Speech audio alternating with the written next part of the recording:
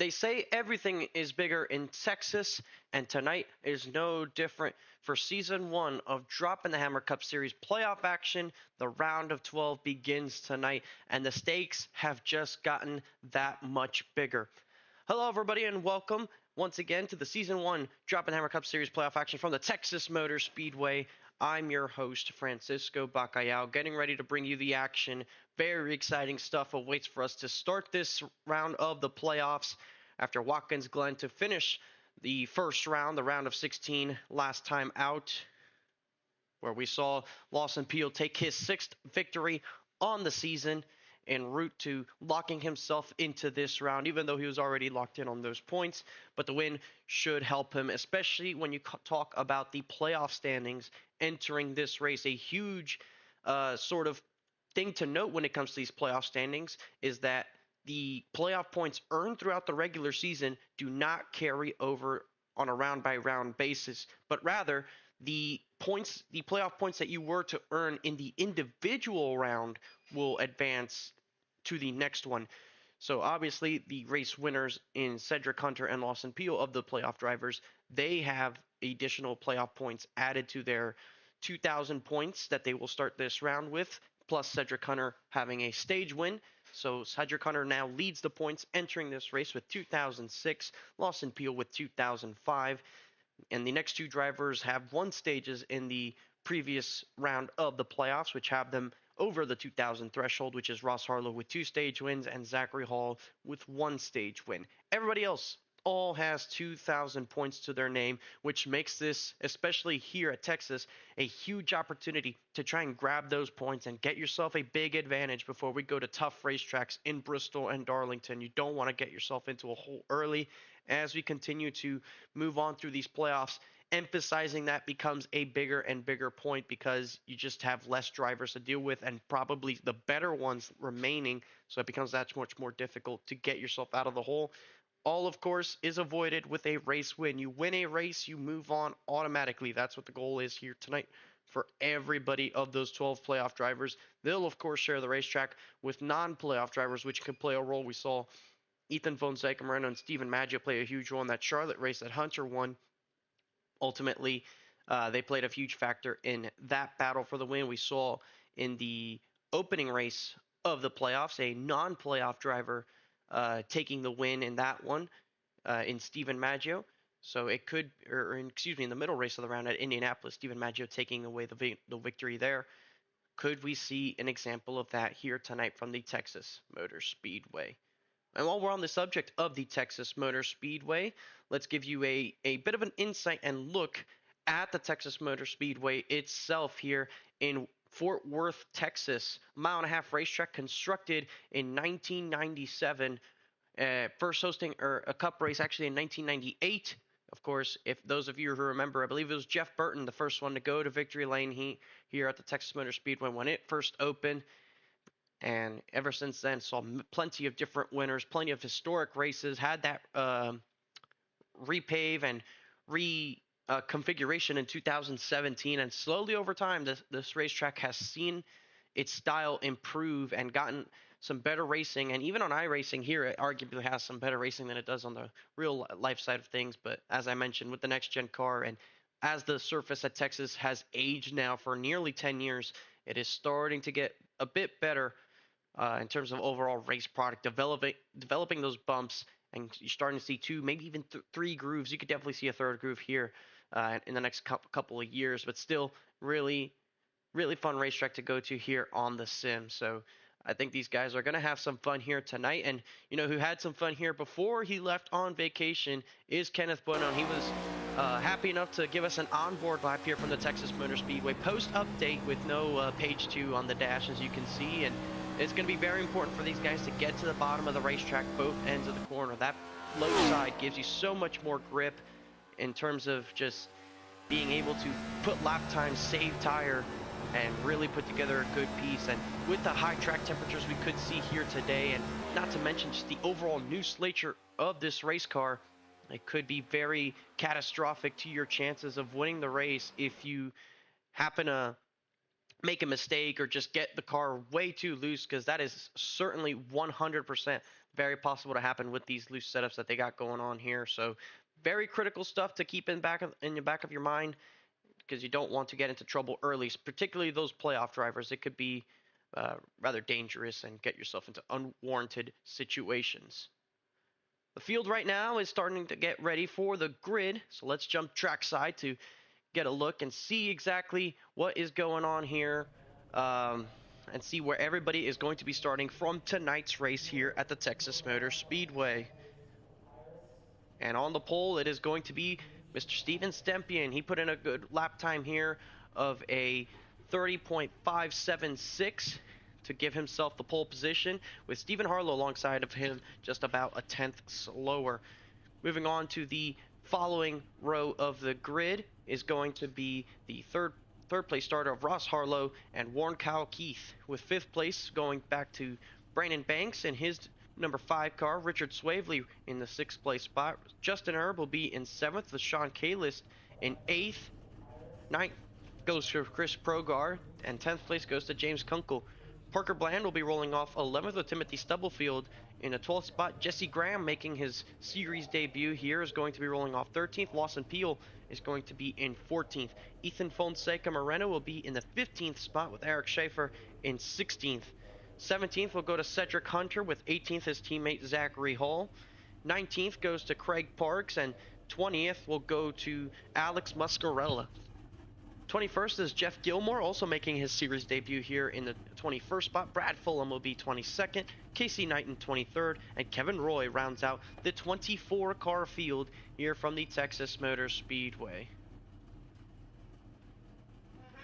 See some cars here rolling off to the left as we're going to have the pace car already get underway.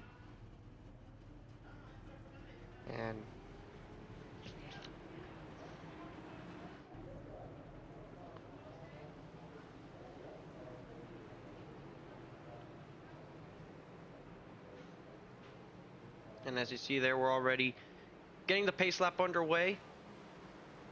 And this is going to be very crucial, like I said, for everybody's playoff hopes to get points in these stages, get those playoff points so you can get yourself a gap for the next round. Very important, especially in the round of 8, to have that advantage, because you know that you need all you can get to get yourself an opportunity into Homestead, knowing that 2 of those races are essentially super speedway races. The first race in the round of 8 is probably going to be the calmest one at the Kansas Speedway before you end up at Talladega and Atlanta to finish off that first round, or that last round before the championship. But before we get to that round, we have to go through the round of 12. And it's going to be Steven Stempien and Stephen Harlow, a pair of Stevens on the front row, getting ready to bring us under the green flag. Green, green, green. And we're underway from the Texas Motor Speedway.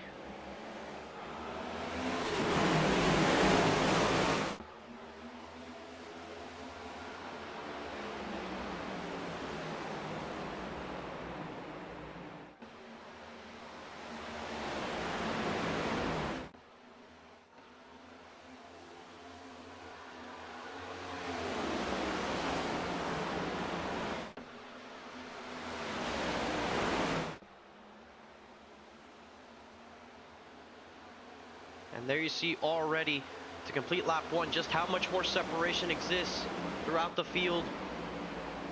A bit of a breakaway towards the front side, where we have some single file racing. Steven Stempien out front, and you can see Sean Kalist way up high in turns 1 and 2. We saw him up high at the start of the race. I believe there was Carl way down on the inside. That's Parker Bland.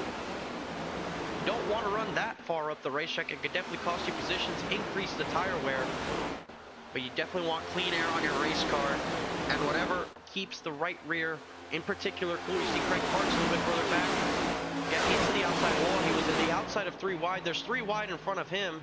Alex Muscarella through the middle, way up high is Timothy Stubblefield, and he is going way up into the marbles with no grip. He's going to lose that on those positions. As you see sideways a bit further back, I believe that was the 57 of Jeff Gilmore.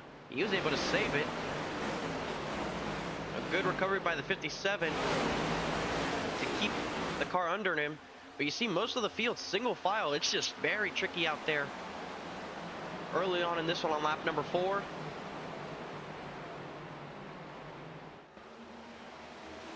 See Sean Kalis going sideways and into the outside wall. Wrecking on the back straightaway. Schaefer and Craig Parks get a piece of it. And the first one to go sideways was Sean Kalis in the 90 with some big front end damage. The smoke coming out on the number 90 machine. And that's going to be race over for Sean Kalis. And a couple other guys got involved. We saw playoff driver Craig Parks get a piece of it.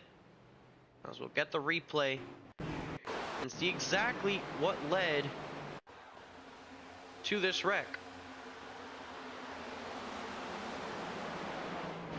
So you saw Kalis running this third groove all the way up here, and he gets sideways right there.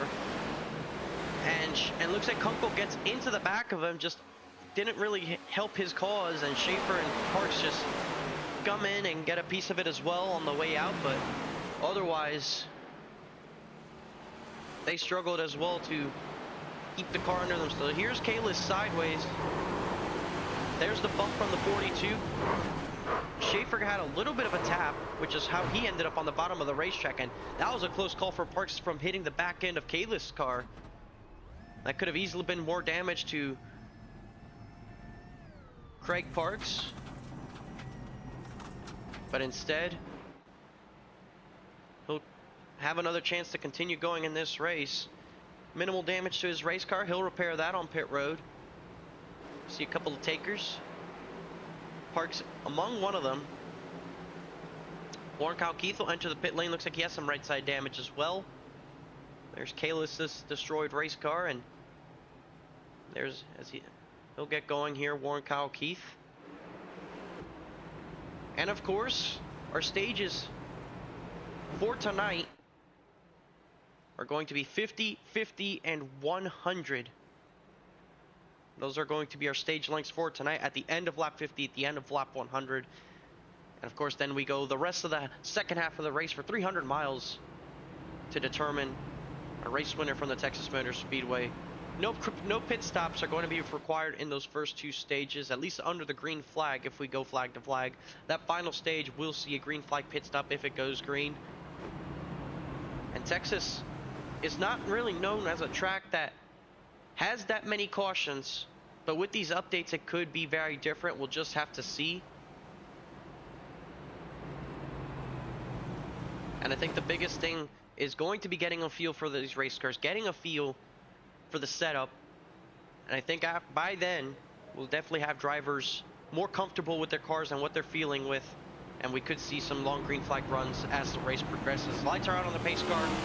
We'll have one lap until the restart, and we'll once again have that same front row, Steven Stempien and Stephen Harlow.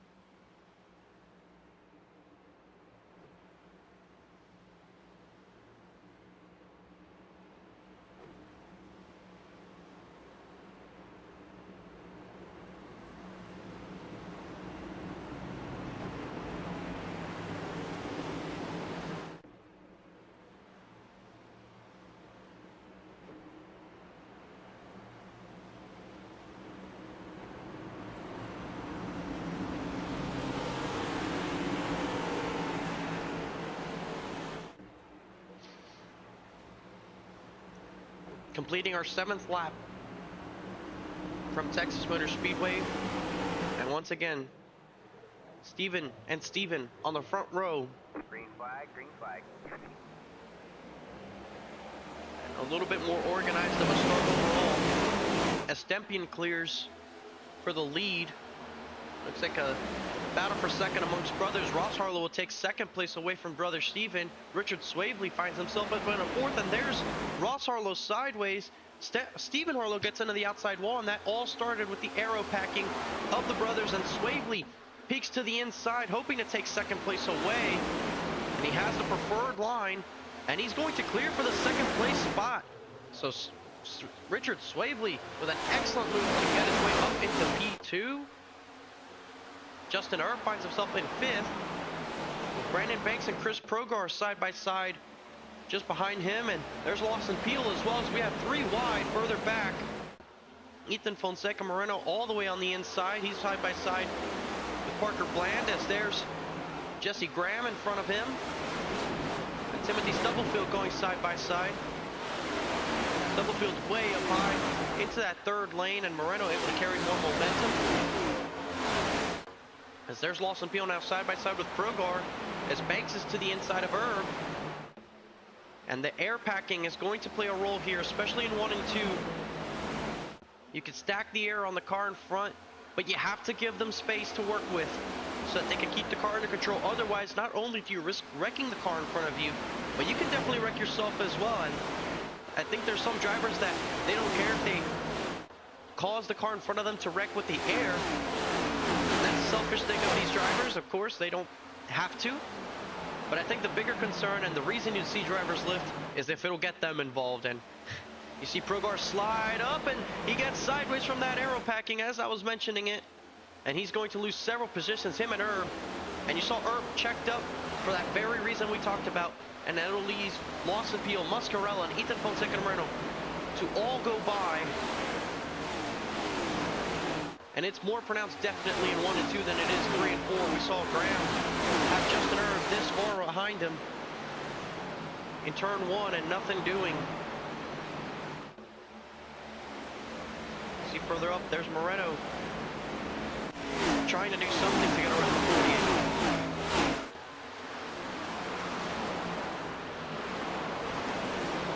As there's all single file through most of the field. There's Warren Kyle Keith with Cedric Hunter. They're battling it down in the 17th position after both making pit stops under this caution. Warren Kyle Keith had some damage to the front of his race car, but he didn't really have that big of a damage, as he sits in 17th right now trying to hold off Cedric Hunter, who won the opening race of the previous round. And of course, running the Discount Tire colors, hoping to have some Penske luck, which Joey Logano went to victory lane at the Texas Motor Speedway earlier this season. As there you see side-by-side battles further up the road as well. You see Timothy Stubblefield trying to make that outer lane work, and he'll get to the outside of Jesse Graham. Graham trying to see if he can get the push from Zachary Hall, but nothing doing there for him.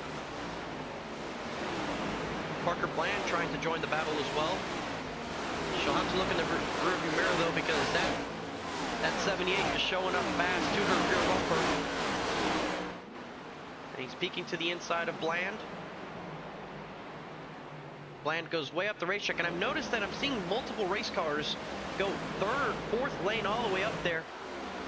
And it hasn't been that bad. They haven't lost a lot of track position or even time. There's clearly a trick to how to run it. With this new setup, it's becoming more favorable.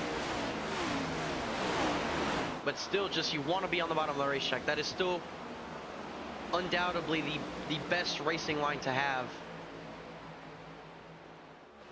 So here you look up in the front. About the top 6 or so have gotten away from Alex Muscarella. Lawson Peel has found himself up into 5th already. A quick move up for the driver of the 9 machine. Riding on board now with a driver that's won 6 times this season. And you heard just how early he lifted there, and he downshifts as he's about to accelerate.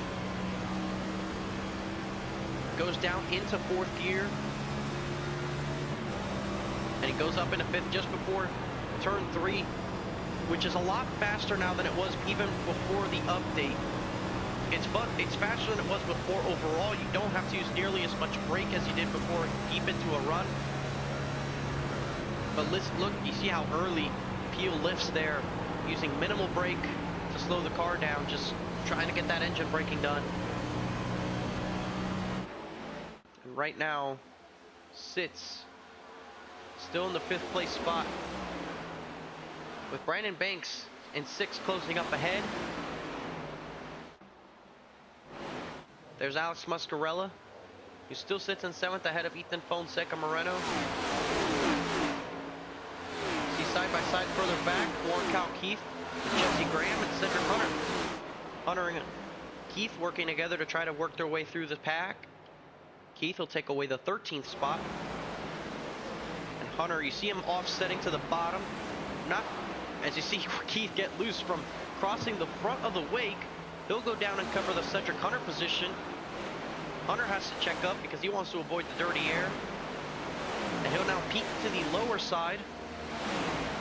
And he'll clear Jesse Graham for the 14th spot, as these two have now worked their way up into the top 15 after that early pit stop. Eric Schaefer, if you recall, another one of those drivers to go down into the pit lane for some damage repair, and he's already found himself up inside the top 10. So already decent recovery for the driver of the 3. As here's Craig Parks still existing with some left front damage of his own right, struggling with this race car down in the 19th spot. As we have a battle for the 7th spot, Ethan Fonseca on the outside of Alex Muscarella, and he'll put the power down and should get around the 48 here. We'll see if Muscarella tries to challenge it, and it looks like Moreno should have the spot. He'll go down into turn 3. Gingerly watch for the potentiality of getting loose, but Moreno takes away the 7th spot. And if you remember back in the SAC Charlotte race, which was the first 1.5 mile race with this brand new car, it was Ethan Fonseca Moreno that put on the show in that one. So clearly taking a liking to this brand new race car. As you see 3 wide further up in the front for a moment. Richard Swavely, who was up in 2nd, now down to 5th. Stephen Harlow up to 4th. And Lawson Peel now finds himself up in a 3rd. Banks trying to get to the outside of Swavely.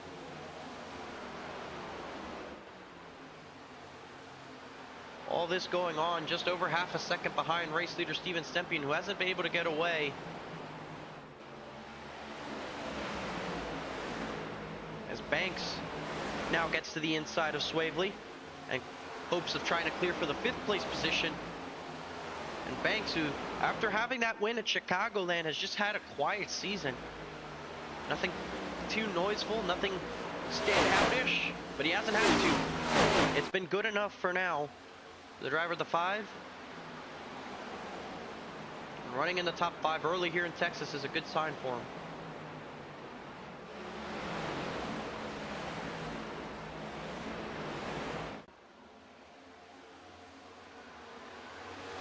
There's James Kunkel getting put a lap down by the race leaders after his damage on that previous wreck. You see just how much off the pace he is.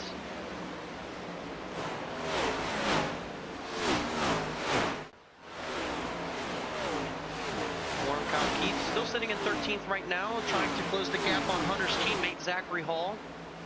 About a 2nd in front of him.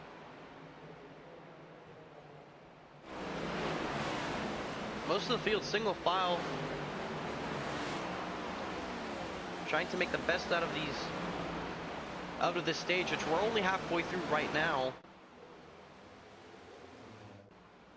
And Ross Harlow starting to feel the pressure of Lawson Peel.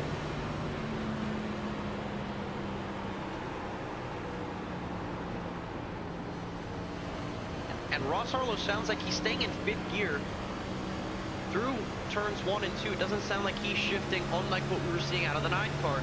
You can see there's different approaches to take with how to run here. And you see him drift up a little bit.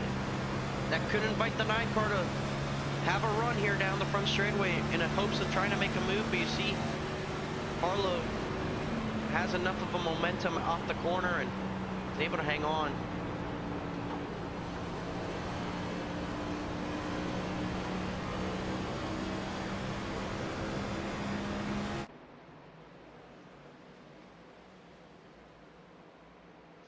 There you see your race leaders within a single shot.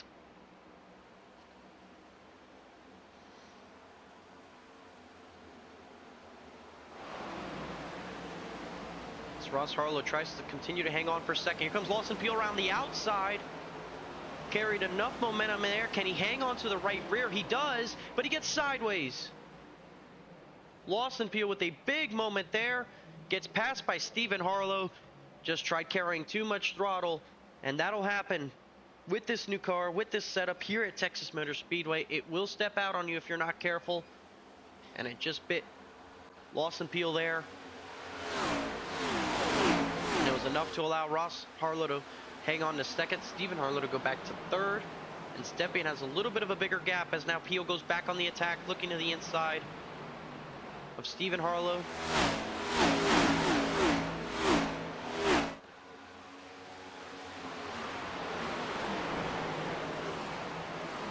And that last lap, fastest car on the racetrack, 7th place driver, Ethan Fonseca Moreno, is saving those tires quietly and carefully. And as he starts closing into Richard Swavely, hoping to get himself some good track position for that second stage, to get himself up into this battle.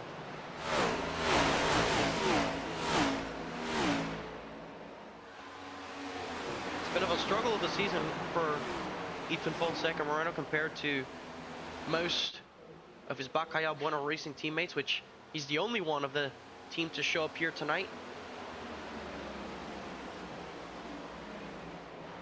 But for Ethan, any chance to win the race is enough for him. Got the win at SAC in the Charlotte week and a half ago. Wasn't able to race at Sonoma this past Thursday, but he's here tonight. Wasn't at Watkins Glen last Sunday either. He's a good road racer, and he definitely enjoys those road course races. Has shown out a couple times, even gotten a handful of wins. But he's here tonight at Texas, and he's looking at these next two races as well. So tracks that he's pretty decent at as well. Bristol Motor Speedway, concrete racetrack, something KBueno Racing is notorious for. And he's no exception to that. And obviously the Darlington Raceway, a track too tough to tame.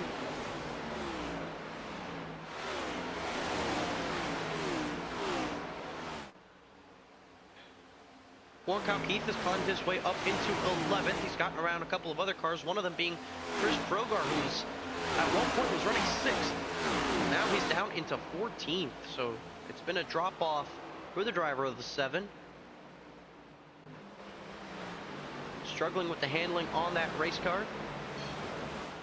And he has quickly fallen off the running order, not getting any stage points where he's running currently. And Warren Keith and Cedric Hunter, their goal is to catch up to Eric Schaefer, who lies 0.7 of a second ahead. As Hunter, all over the back bumper of Warren Keith, will peek to the inside. Possible change for 11th. Keith will go into the door, but you see him drift all the way up high, trying to carry that momentum without getting loose like Peel did. And he'll do so successfully. He'll get a run here off of turn 2, but not too big of a run.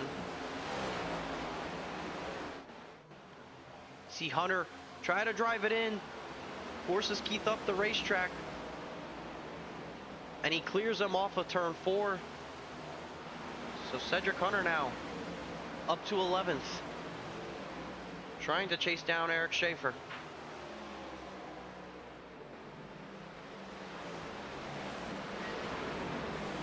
See just how much field spread there is overall compared to what it was like previously, most notably from behind Alex Muscarella. It's a 2.5 second gap from Muscarella back to Zachary Hall. There's Hall right there, running in 9th.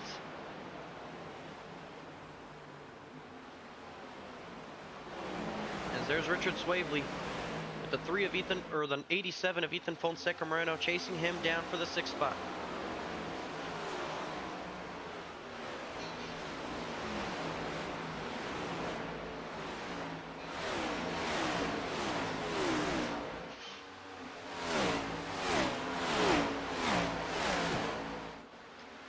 Stephen Harlow continuing to try to hold off Lawson Peel, who after getting loose, there he goes around the outside.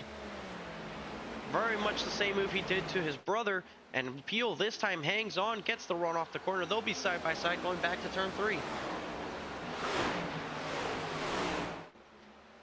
Harlow doesn't enter on the bottom, forces Peel to have to change his line mid-corner, gets sideways, nearly making contact, but Peel's still there.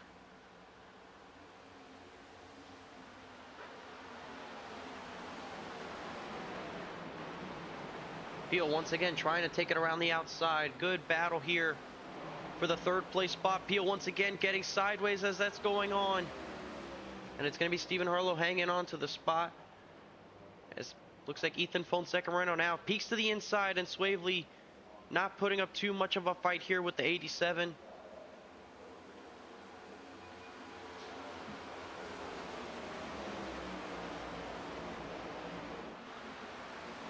Stephen Harlow continues to hold off Lawson Peel, losing a bit of time to his brother Ross Harlow, all in charge about a second and a half off of the race leader. This battle's occurring.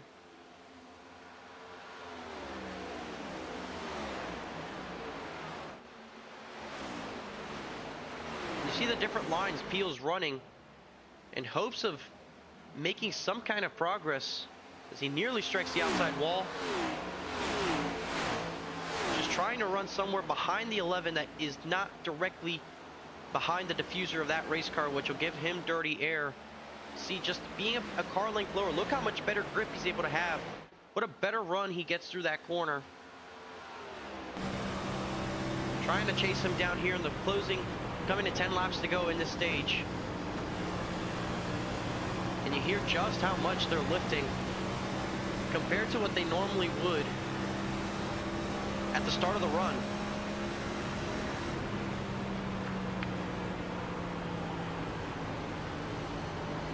Gets close to the back bumper, hits the apron, but he gets him loose. Look how loose he is. Harlow with a big loose moment, hangs on to the race car. Now here comes Banks, trying to see if he can take advantage of it. Harlow will hang on to 4th. But now Banks with the crossover move to the inside. And they will remain battling for this spot. Banks with the preferable line, drifts up off the bottom. Banks gets sideways. Harlow does not. Harlow hangs on to 4th. And if those two aren't careful, there's that Red Bull 87 ready to take advantage and strike to gain 2 spots and move himself up into the top 5 for the first time tonight.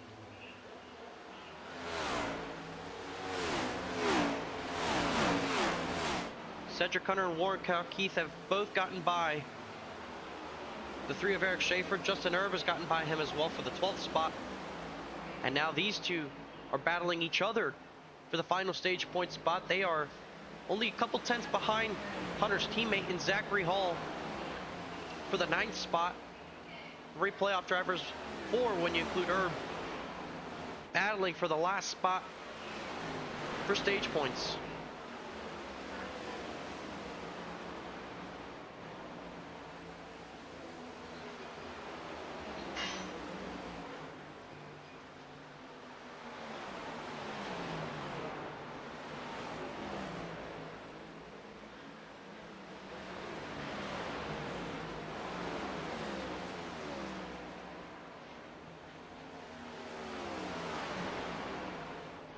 Lawson Peel slowly closing in the gap.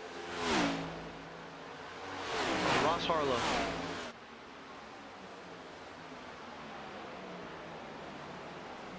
And for Peel, despite having those 6 wins, he's definitely still hungry to get those race wins. Look how sideways both him and Harlow were off of turn 2. I believe Ethan Fonseca Moreno or Alex Mascarella. Actually, Richard Swavely was the one who got loose off of turn 2. I saw somebody else sideways make contact with the inside wall. He's off the pace. We'll try and get a quick look here at what happened to Swavely exactly. We saw him get loose.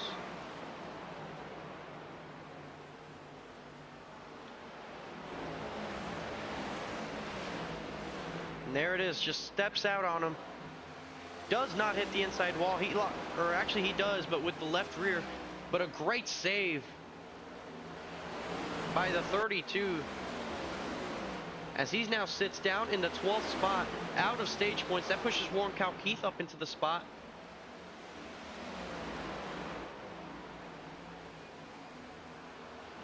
So some intense action here in the final laps of the stage. There comes Ethan Fonseca Moreno. He's to the outside of Brandon Banks in turn 2. A good run there by the 87. He clears for the 5th spot, and now he's going to have a chance at Lawson Peel before it's all over. All the while, Steven Stempien has just been laying them down, putting together some of the fastest laps on the racetrack every single lap to have a 2.5-second lead on Ross Harlow with 3 laps remaining in this stage.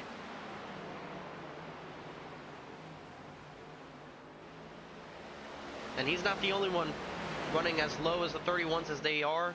Stempien ran a 31.67 as Moreno looks to the inside. Moreno on that last lap with the pass was running 31.7s. And as he's making another pass here on Lawson Peel for the 4th spot and clears him. What a great run through the field on this long run for Ethan Fonseca Moreno. He could definitely be one to challenge for the race lead. Ross Harlow getting caught by his brother Steven. But that's only half a second between those two. Warren Keith trying to make the pass on Cedric Hunter. This is for 9th in the stage. Chris Progar has recovered back up to 11th, but he's just too far back as Warren Keith goes around the outside.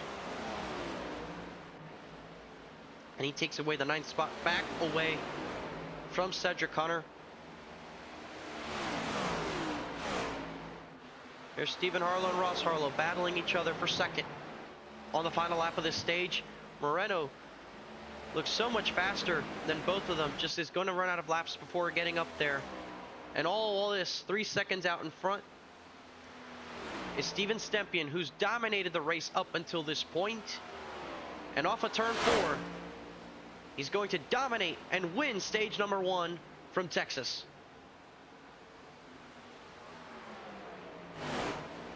And there you see the run to the checkered flag here. And it'll be Cedric Hunter getting those last stage points position.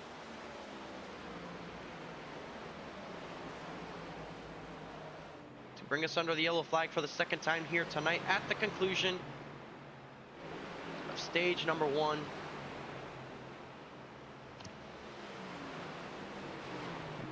Stage winner Steven Stempien, who's gotten plenty of those throughout this season, will add to his collection.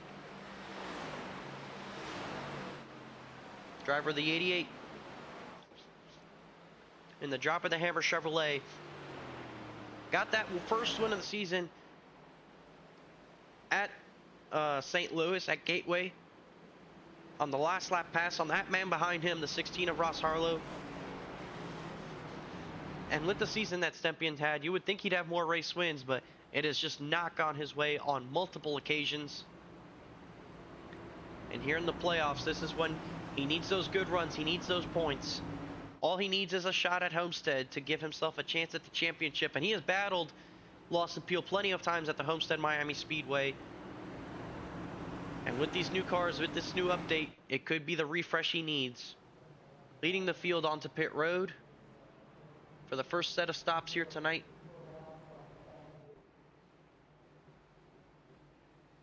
No mistakes, as all you are hoping to see by most of the field as they get into their stalls.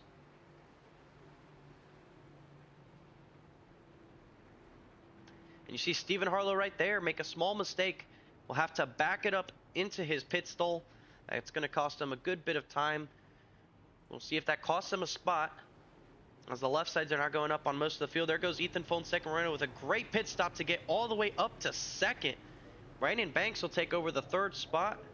I believe Lawson Peel might have gotten 4th on then Stephen Harlow. No, looks like Harlow will hang on to 4th. So luckily for Harlow, only 1 spot, but a great pit stop by Ethan Fonseca Moreno. A terrible stop for Ross Harlow, who falls all the way down to the 7th place position.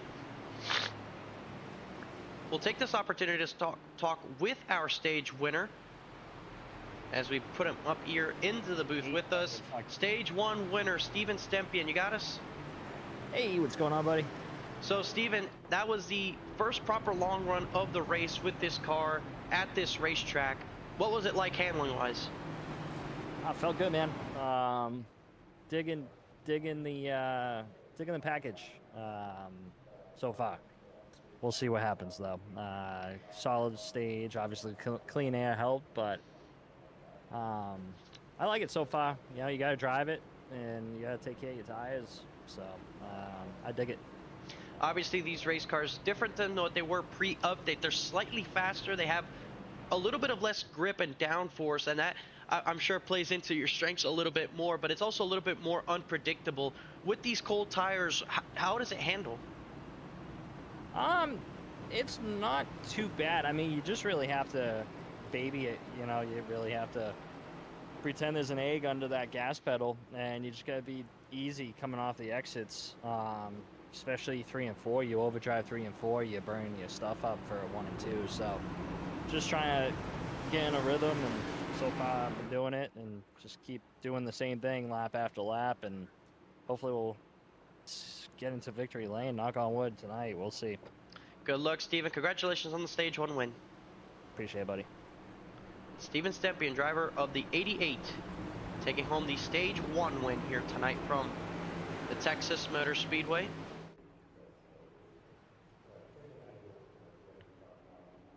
And alongside him will be the 87 of Ethan Fonseca Moreno, who was able to match him lap time wise and pace wise there before that run ended. And we'll see now with those two on the front row the kind of show they're able to put on. It's the 88 and the 87 leading us to the green flag to start stage number 2, and it's a better restart for Brandon Banks, who clears them already for the second place spot.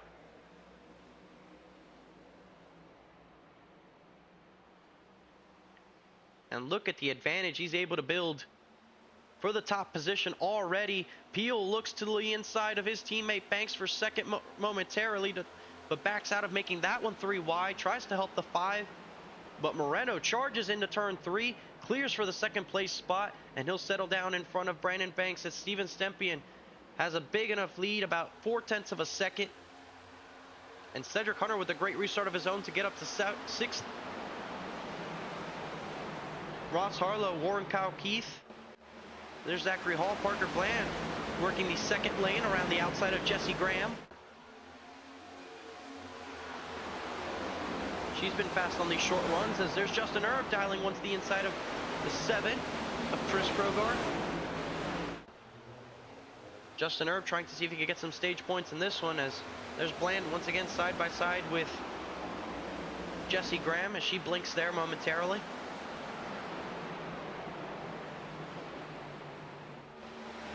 Bland has been able to use that 3rd or 4th lane on multiple occasions tonight. Committed to that one as Erb once again peeks to the inside.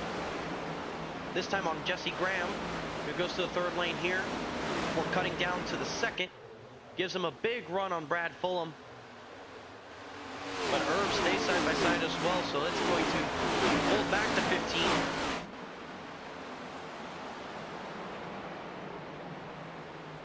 As there's Fulham side by side with Graham just in front of Erb.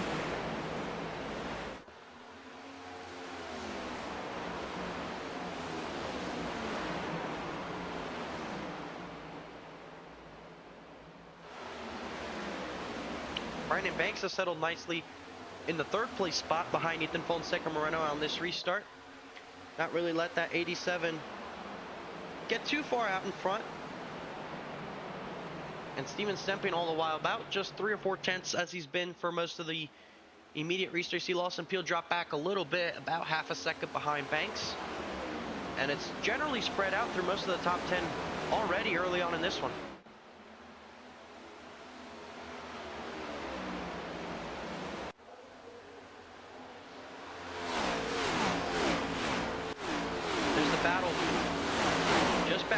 Side by side, Richard Swavely, after his troubles and failure to get stage points in stage 1, trying to recover, clearly showed good pace early on at the start of the race, looking to put that pace to good use and getting back up to the top 10. You see the block further up in front between, I believe it was Warren Keith and Zachary Hall. Warren Keith was aggressive to keep the inside and was able to hang on to the 8th place spot.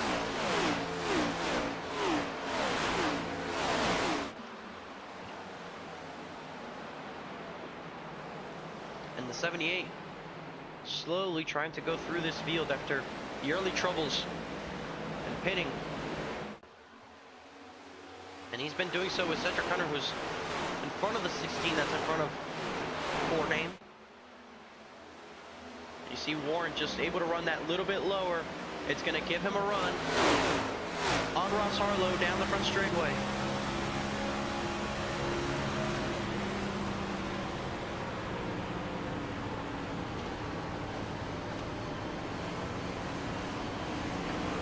And a lot of your lap time comes down to turns 1 and 2, but you see the Harlow just able to get that better of an exit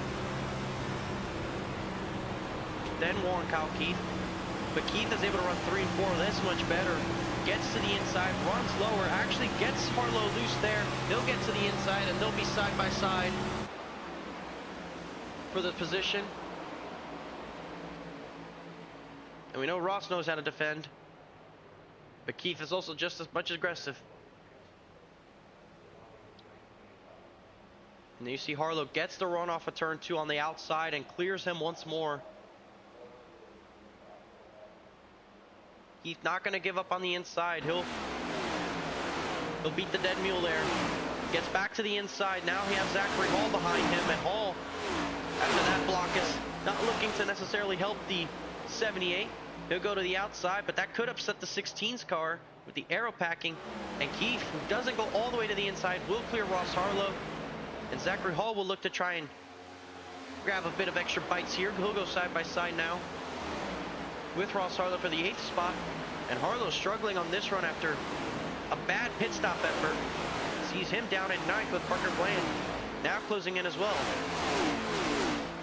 And there's Zachary Hall now making the move once more on Warren Keith. After the block made by Warren Keith going into turn 3 a couple laps ago.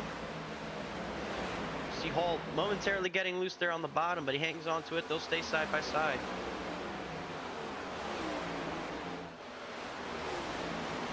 Hall sends it in there, trying to hang on with the preferred line, but Warren Keith doing a great job around the outside.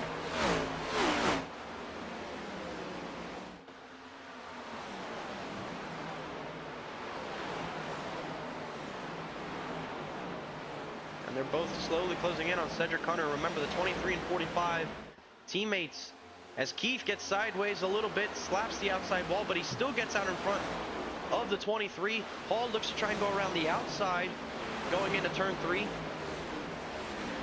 But he's unable to get there, as you're momentarily at certain points in time seeing the rubber get thrown up into the racetrack as the detail in recent iRacing updates, but also the tire model update. Significantly more tire wear with better marble graphics than in the past, and you're occasionally seeing marbles coming off the tires and going onto the racetrack.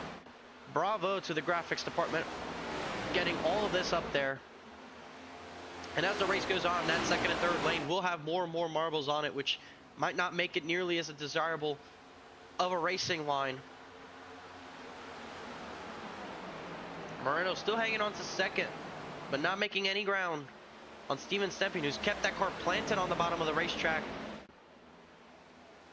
But he hasn't allowed Banks to close up any more than he has right now. Lawson Peel trying to do his best to close this gap. A little bit further back, Cedric Hunter now starting to feel the pressure from Warren Keith.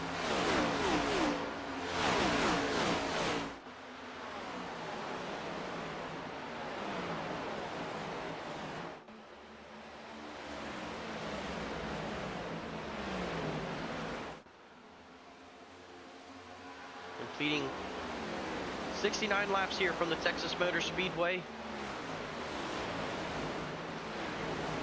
Once again, no Kenneth Bueno here tonight, enjoying his lovely vacation.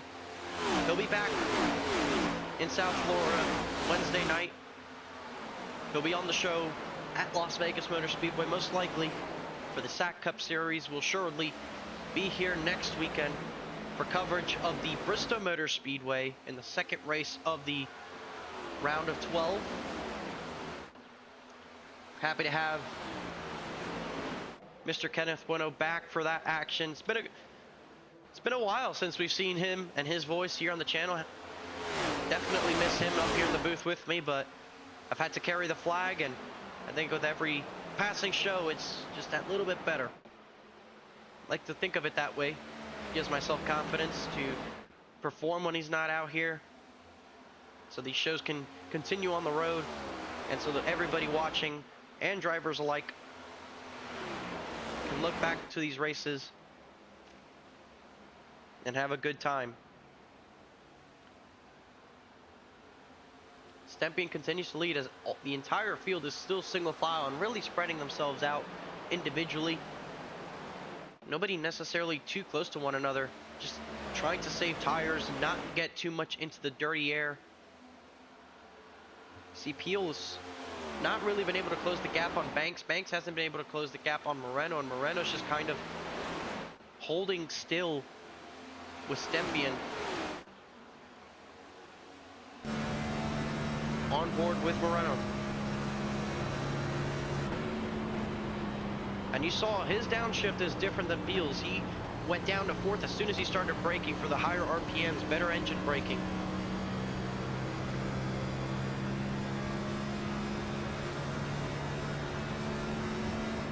And interestingly enough, he does not go to fifth gear on this end of the racetrack.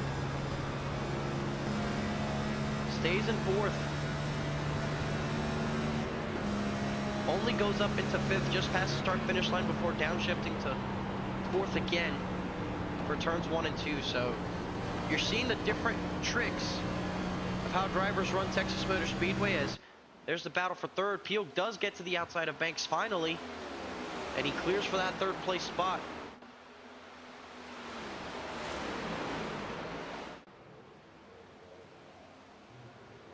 So move the 9 car into a podium spot.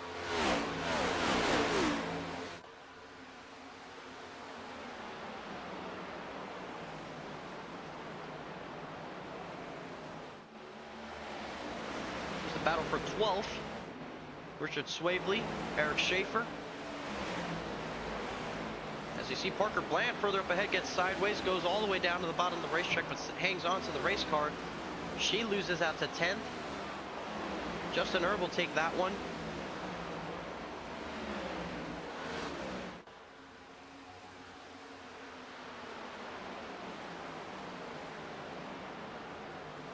And it's still been a struggle for Chris Progar. After falling through in that first run, is down in 15th with Craig Parks, who looks like he's gotten the damage repaired to this race car, but hasn't really been able to make any ground.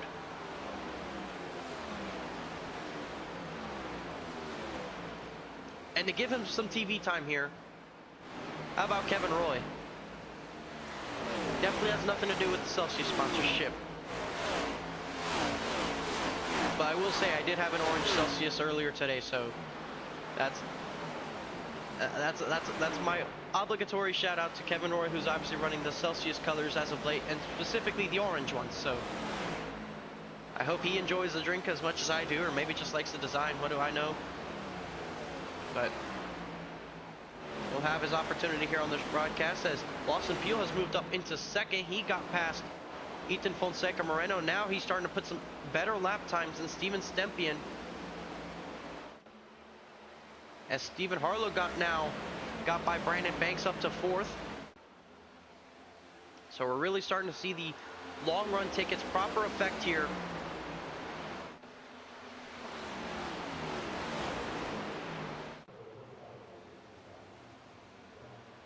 And how long will it take before Lawson Peel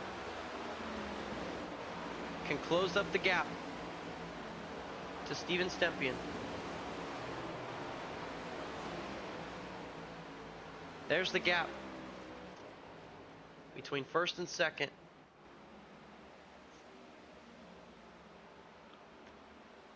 On the last lap, it was nearly even. The lap times between those two. Peel on the lap before was nearly 0.2 better. And you could visually see the gap continuing to shrink. This time, a 10th in Lawson Peel's favor.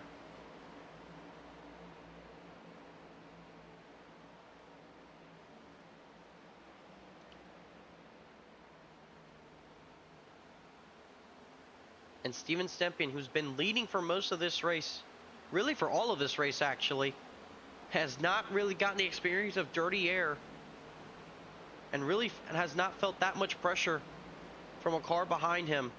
This time, another 10th or so by Peel, who will start offsetting his line to not get into the dirty air that Steven Stempien lays. As Moreno drifts back of this battle, could possibly see the 11 close up to his back bumper as Cedric Hunter and Brandon Banks battled for 5th momentarily before Hunter takes away the spot.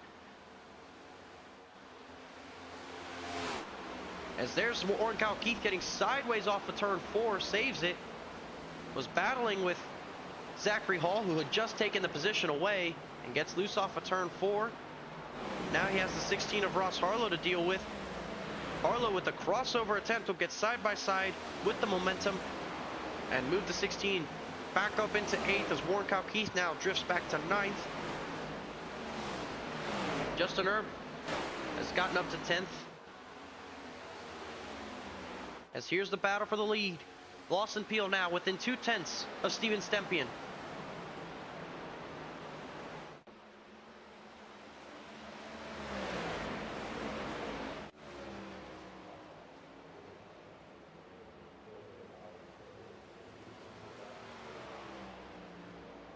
And you can see Peel just trying to find somewhere different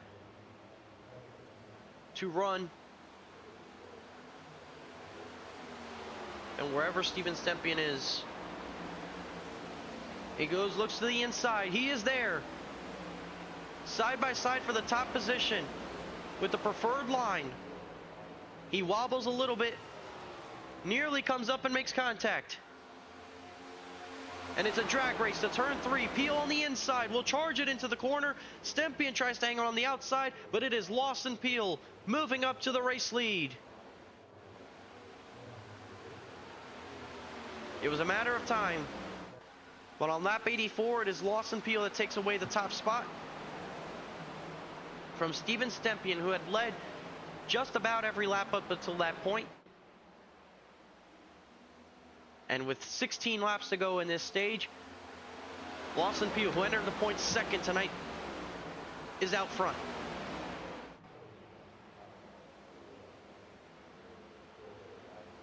And now Steven Stempien, for the first time, experiencing what the dirty air is like.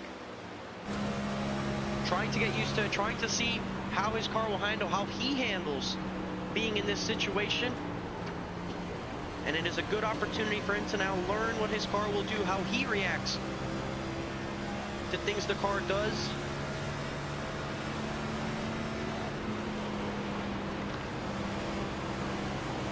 As you see him not necessarily letting Peel go either.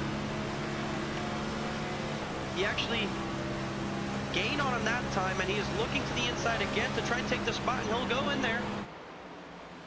Looks to the inside. He is side by side with Peel once more. Peel all the way up to the third line. But he finds the grip. But Stempien is there. They're side by side. And Stempien now with the inside lane in 3 and 4 tries to clear him, but Peel hangs on to the outside. A bit of a bobble by the 9, but they remain door to door down the front straightaway with 13 laps remaining in the stage.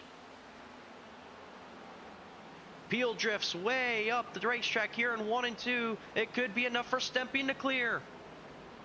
And he's got it once more.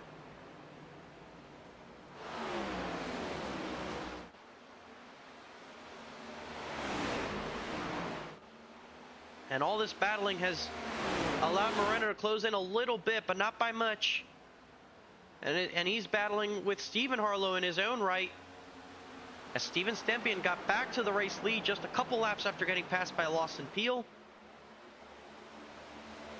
Cedric Hunter slowly closing into this fight as well. 5th, you see the wobble by Stempien. Peel now peeks back to the bottom.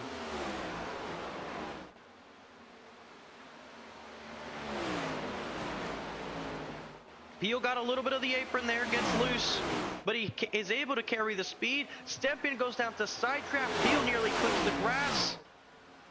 And back to turn 1. Stempien will try to roll that outside, much like Peel did to him, and he'll try to cut his exit off. Stempien with the momentum on the outside will clear for the top spot.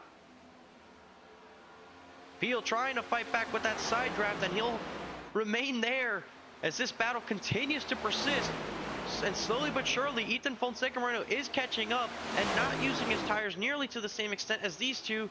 That could play a role here with 10 laps to go in stage 2.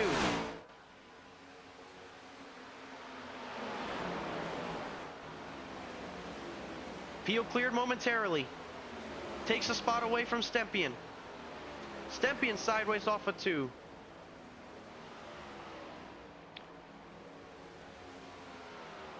These two all season long have given us some great fights. And once again, they're giving us another one in stage number 2.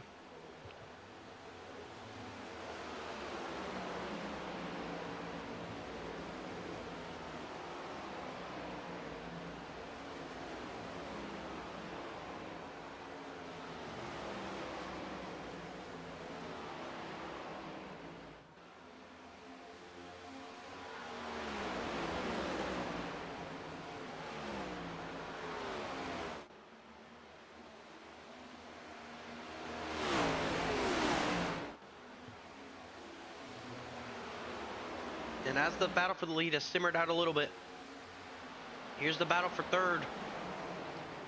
Stephen Harlow has continued about this distance behind Ethan Fonseca Moreno, but it has brought in Cedric Hunter, who that lap was the fastest car on the racetrack.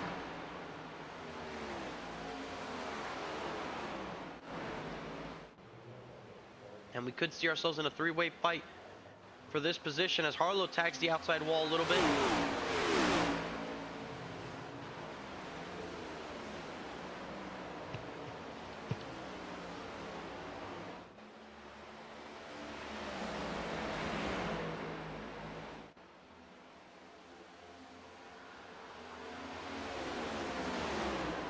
Chris Progar's had an issue. He sits 4 laps down on pit road. I see no damage on his race car, but some trouble for the 7 car, and also failure of my part to mention Alex Muscarella, who sits 13 laps down, who just got back on the racetrack now, but he runs 20th, 13 laps down. As here's the move, Cedric Hunter. Ethan Fonseca Moreno had an issue off of turn 2, and Cedric Hunter clearly and quickly goes by both of these two to get his way up into 3rd. What a run here in stage 2 by Cedric Hunter. Moreno down to 5th, Hunter up to 3rd, and with the passes, nearly 2/10 quicker than Lawson Peel on that lap. He is 7/10 back with 5 laps to go. It might not be enough time for him to catch up. Stempien, a 1/4 of a second off of Peel. Might be a little bit too far back, but we've seen this. We've seen him being able to catch back up to Peel and battle with him, but it might just be too much right now for the 88 to handle. Now 4 laps remain in stage 2.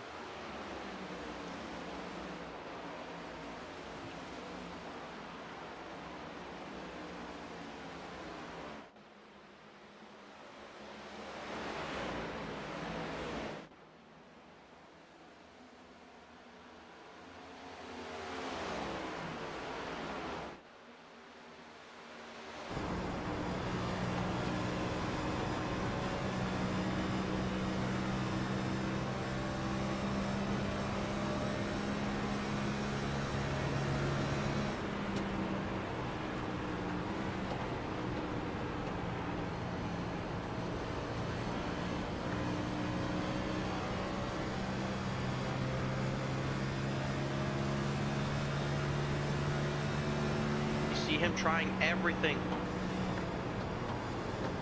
different things in hopes of trying to catch back up to Lawson Peel. The gap sits still at 1/4 of a second between the top two with 2 laps to go in stage number 2. And you see just how much faster Stempien is going into turns number 1, but fails to carry that through the exit. He does here. So now he's within 0.2 of a second. And drives it into turn 3 this time, getting close to the back bumper of the 9. He hits the apron, but he gets Peel loose as well. He's more sideways as we start the final lap of this stage. That could be all the momentum he needed to lose.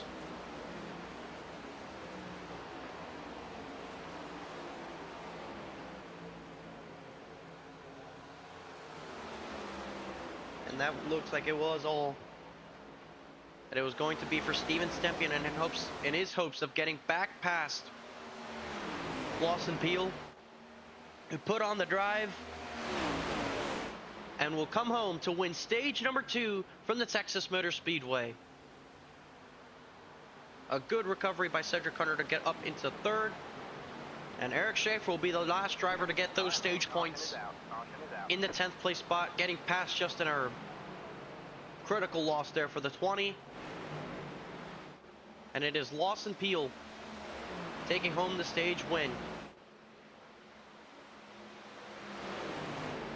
We'll take this opportunity to go side by side. Do not go away. You won't miss the pit stops, and we'll talk to Lawson Peel after the break. We're watching Droppin' Hammah Cup Series action from the Texas Motor Speedway.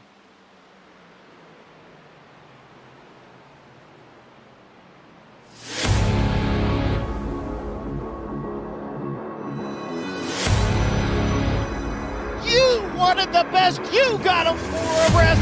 Often imitated, never duplicated. The greatest show on dirt, the World of Outlaws.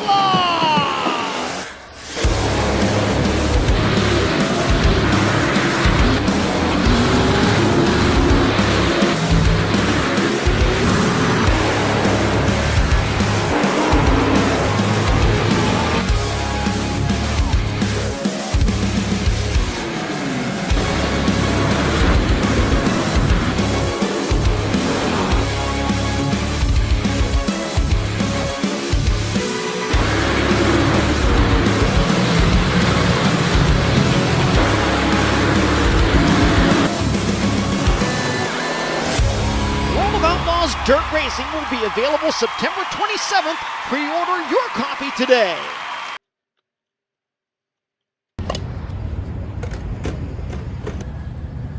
Hey Francisco, what's up? Yo, what's up, Kenneth? How's it going, man? How are you? Good, how you been? What you got in the bag, man? I got a panini, I have a hoagie, I got it all through the Wallen Rewards app. You can order it all through the app? You can order it all through the app. I can order it all through the app. The world is my oyster! By placing your order on the Wawa app, you can pick up at any time with ultimate satisfaction. Gotta have a Wawa.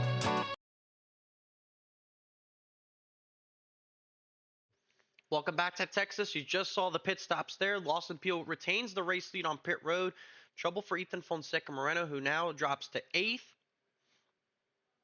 And we'll take this opportunity to talk with our stage number 2 winner in Lawson Peel, who's also last week's race winner, and he joins us now in the booth. Lawson, you got a stage 2 win there after a fantastic battle, it must be said, with Steven Stempien. What was it like racing the 88 there for that stage lead?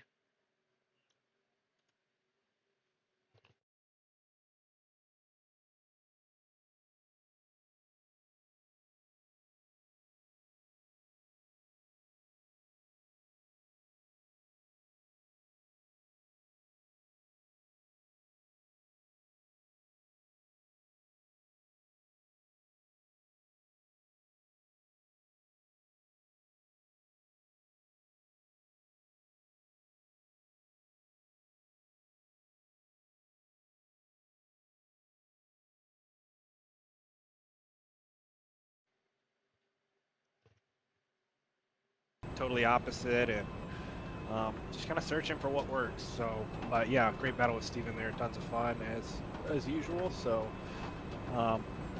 yeah, if we have another long run, I'd love to do that again. Just kind of do long run here again in the third stage, because I think we're kind of pacing off of each other and saving, and it'll be interesting to see what happens here. And kind of quickly here before we go green, Lawson, what is the general handling of the car? When I've driven around here, it's been generally loose. Is it very loose the entire run? Getting loose off of 2 and then tight entry to 3 and through the center of 3 as the tires get hot. You get a little loose off of 4, but you know, the loose off of 2 is the big issue. Thank you with us, Lawson. Good luck in stage 3. Yes, sir. It is Lawson Field, driver of the number 9 machine, trying to go for win number 7. And he'll do so restarting the final stage from the race lead.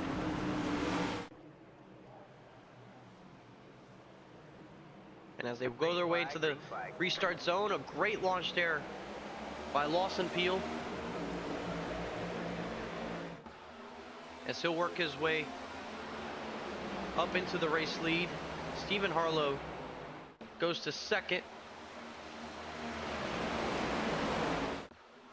You see Stempian down into third. Banks squeezes up for fourth. Cedric Hunter up to fifth. Eric Schaefer goes up to sixth, and he's looking to the inside with Warren Keith, Ethan Fonseca Moreno going at it there for the 8th place spot. Richard Swavely peeking to the inside. Hunter fighting back on the outside of Schaefer, who goes in deep to the bottom.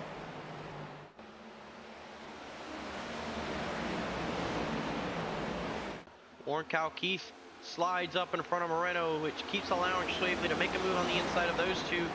And Moreno charges into 3, nearly applying some forward momentum onto Warren Keith there into turn number 3. But they clear and remain 7th and 8th respectively. As there's the battle for second, as Lawson Peel already has half a second out in front.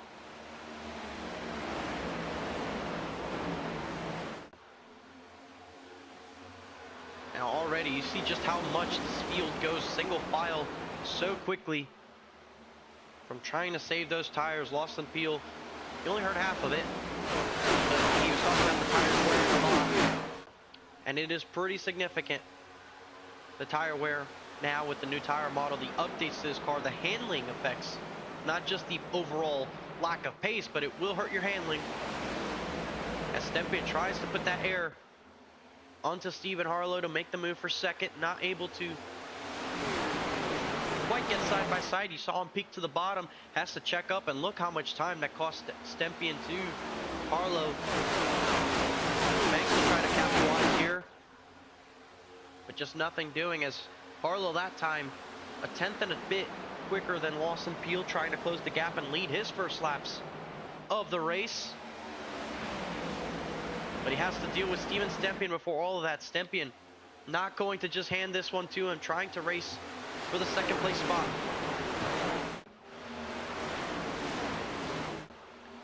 And all the while, Tricking Bros Racing have found themselves very quickly with 3 of the top 5, with Schaefer now up to 5th.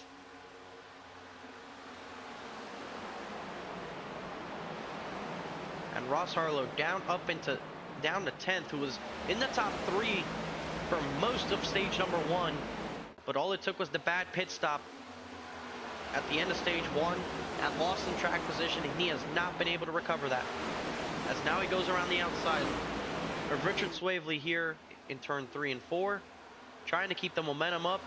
Justin Erb gets into the outside wall, and now have Craig Parks looking to his inside as Harlow drives it into the corner to try and clear Swavely.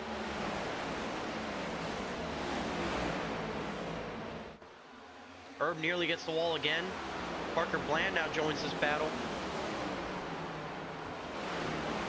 And Craig Parks will move his way up into 11th. Good recovery progress for the driver who brought out the first caution, as Erb slices into the wall once more. And out front, Stephen Harlow has closed up on Lawson Peel.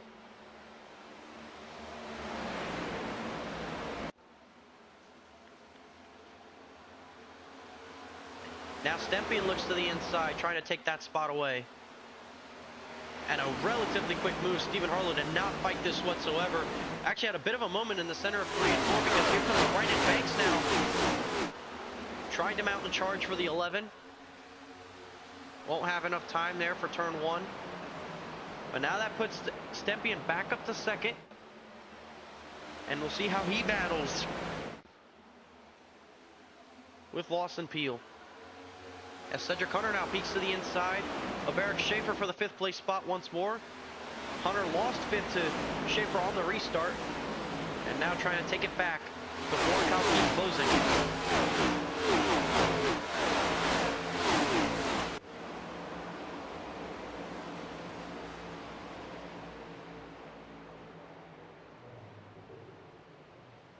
Hunter trying to make his best use of the bottom. Schaefer with a little bit of loose, but Hunter had to check up off the corner to avoid getting into Schaefer on exit. As Steven Stempien continues to close in for the top spot.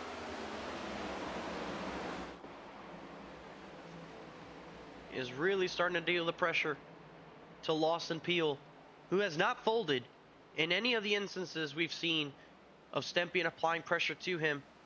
See a little bit of a rough exit there for him, but it's going to be enough to get to turn 3 with the lead. It's going to force Stempien to do something in 3 and 4.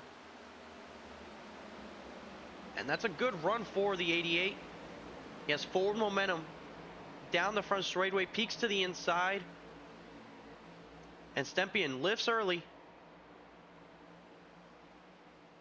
and tries to run a better center of the corner, but you see just Lawson Peel's been able to get such good runs and good exits that even with that lifting early, Stempien gets a great run off the corner, but just unable to get side by side with Peel. Tries stacking the air, and he's up to the back bumper. He is getting Peel loose, gets into the back of Lawson Peel. Peel slides through the grass, and he hangs on to it, but he loses all the track position.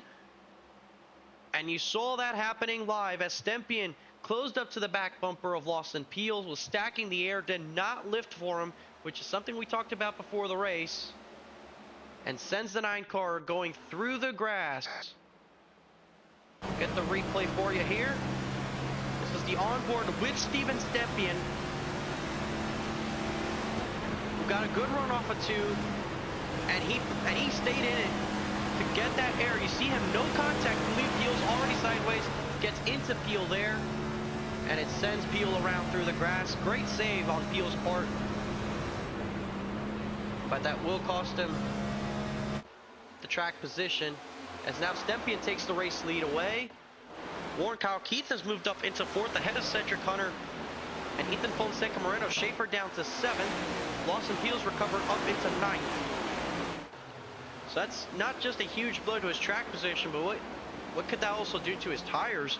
Not just going through the grass, but that looseness moment that he had could definitely affect the rest of his run, especially if this final stage goes green.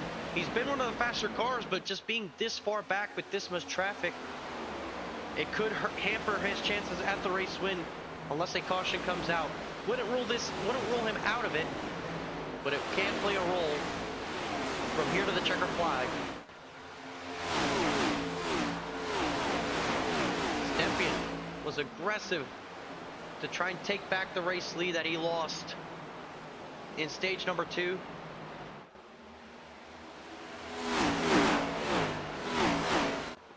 And now Swavely to the outside of Schaefer, or actually Ross Harlow to the outside of Schaefer. He gets by for 7th. Schaefer tries to drive it in, gets near to the back of the 16, trying to get him loose, but nothing happening to Harlow there as Schaefer was hoping for. So the 16 back up to 7th. Highest we've seen Ross Harlow in a good bit in this race after running in the top 3 for most of the night, but Schaefer doesn't look like he's done with them.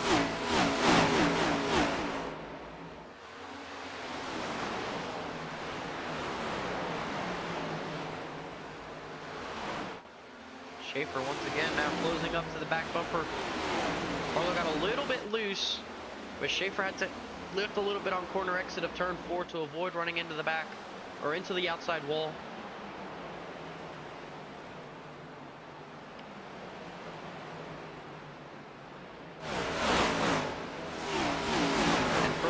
road now. Brandon Banks all over the back of Stephen Harlow for the second place position. Warren Kalkeith slowly joining the fray. And it has very quickly become a 4-car breakaway as all of these guys are with over a second in front of Cedric Hunter.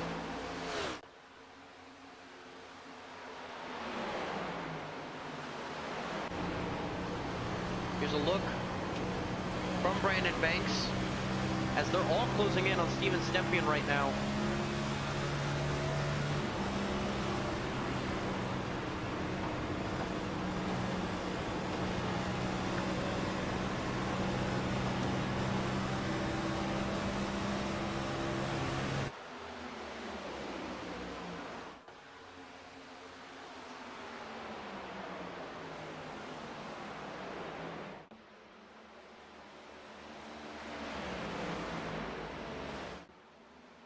Banks trying to cross over, potentially thought about going to the inside there, but is continuing to stay in the rearview mirror of Stephen Harlow, waiting for a mistake to happen.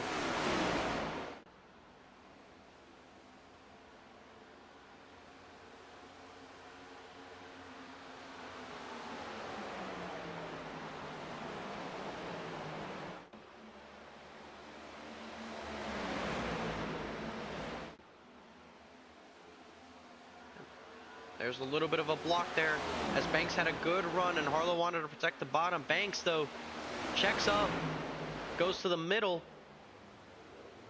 and momentarily Warren Kalkeith peeked to the inside, has to check up on himself. And that allows a little bit of a gap to form between Banks and himself. There goes Banks down the inside. What a move. Completely unexpected, and he takes second away. Oh, but he gets sideways in front of Harlow. Harlow into the outside wall. Banks slides through. What a save. And here comes Warren Kalkeith now. Big time slide for second from Banks off the corner as he slid through in front of the 11. Got air stacked up on his spoiler. He was the one that lost the most in that. And Warren Kalkeith now with the same dial-up move that Banks just did here. Goes down the inside. Doesn't clear Harlow in the process. Harlow nearly tags the outside wall. Warren Kalkeith trying to be aggressive to take away the second place spot, and he'll do so. So Warren Kalkeith now moves up to third as the caution flag is out. Looks like trouble for newcomer Jesse Graham with big front end damage and a hard strike to the outside wall.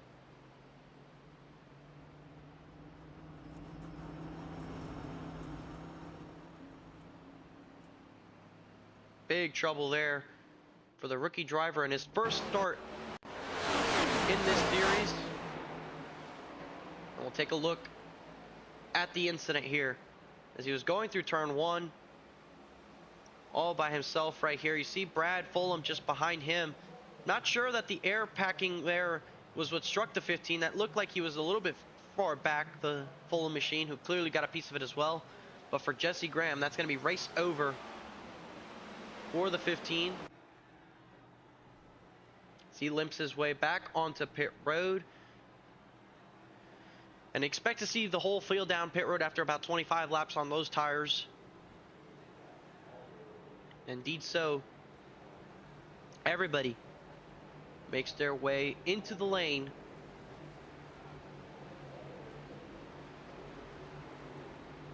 Here on lap 127. Or 129, excuse me.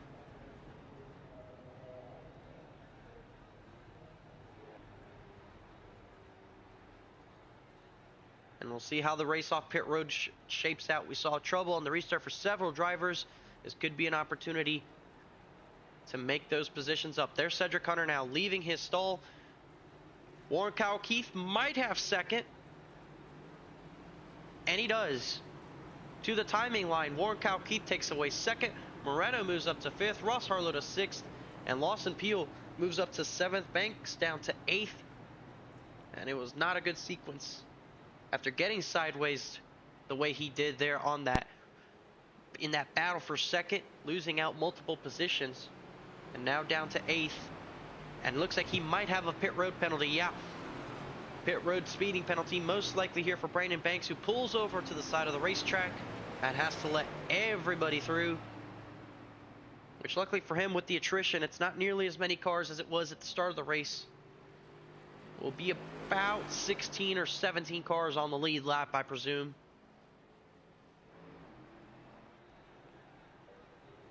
And Stempien, who had nearly a 2-second lead when that caution came out, was thinking, yes, if this goes green, this is my race to lose, but yeah, it's never that easy.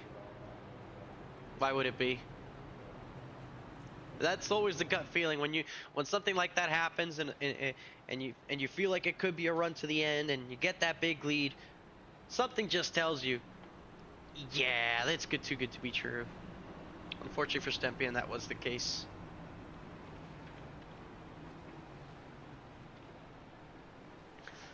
For those of you that watch basketball in our chat, Indiana Pacers are only down 9 to the Oklahoma City Thunder here in Game 7. The Thunder have gone on a little bit of a scoring effort here in the third quarter to take the lead. Of course, Tyrese Halliburton was done early after scoring 9 points in 7 minutes, and it looks like that might be a potential 2025-2026 season injury. He was playing on a strained calf. Looked like it might have been the Achilles, unfortunately for him. Very similar to what happened to Kevin Durant in the 2019 NBA Finals. You hate to see that. You wanted to see the Stars play in Game 7 here. But the Pacers are willing on. Siakam and Nembhard giving everything they can. So is Mathurin off the bench and TJ McConnell. All of those guys trying to go up against Shai Gilgeous, Alexander, Jalen Williams, Chet Holmgren, Alex Caruso, and the Oklahoma City Thunder in hopes of capturing their first NBA championships. On the restart, it is Steven Stempien leading us to the green. A little bit more spread out this time as they work their way through turn 1.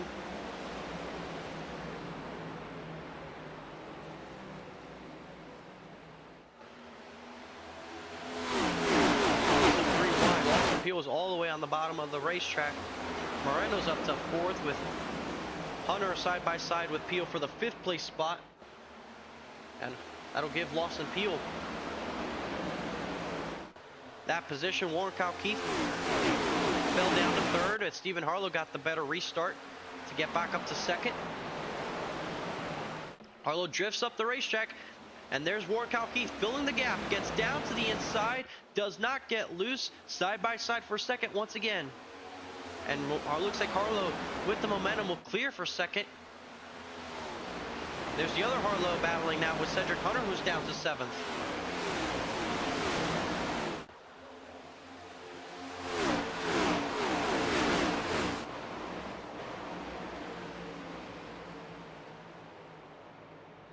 There's Brad Fulham, who's just involved in this caution, up at the 12th. Doesn't have that much front-end damage as it looked like originally. Justin Erb gets to his inside. The battle for 12th. Kevin Roy looking on back, and it has not been a night for Zachary Hall. Haven't really seen much of him. He sits in 17th place. Last car on the lead lap as it stands. Chris Bogart, who's physically behind him, is 9 laps down in this race. It has been a struggle for Progar ever since the first handful of laps. Just trying to see if he can limp around and complete laps and get as many points as possible in the attrition of it all to help his chances when they move on to Bristol and Darlington. There's Kevin Roy making a move, or thought about making a move, to Brandon Banks, who's down to 14th after a poor restart. How quickly things change for the 5 car.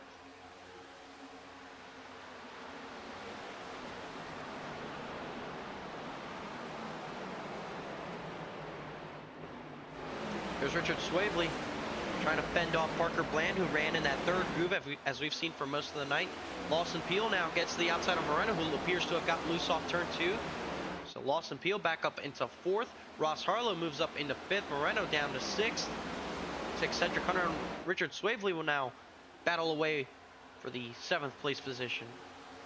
Wait for their back teammates Eric Schaefer and Craig Parks as well for the top 10 spot.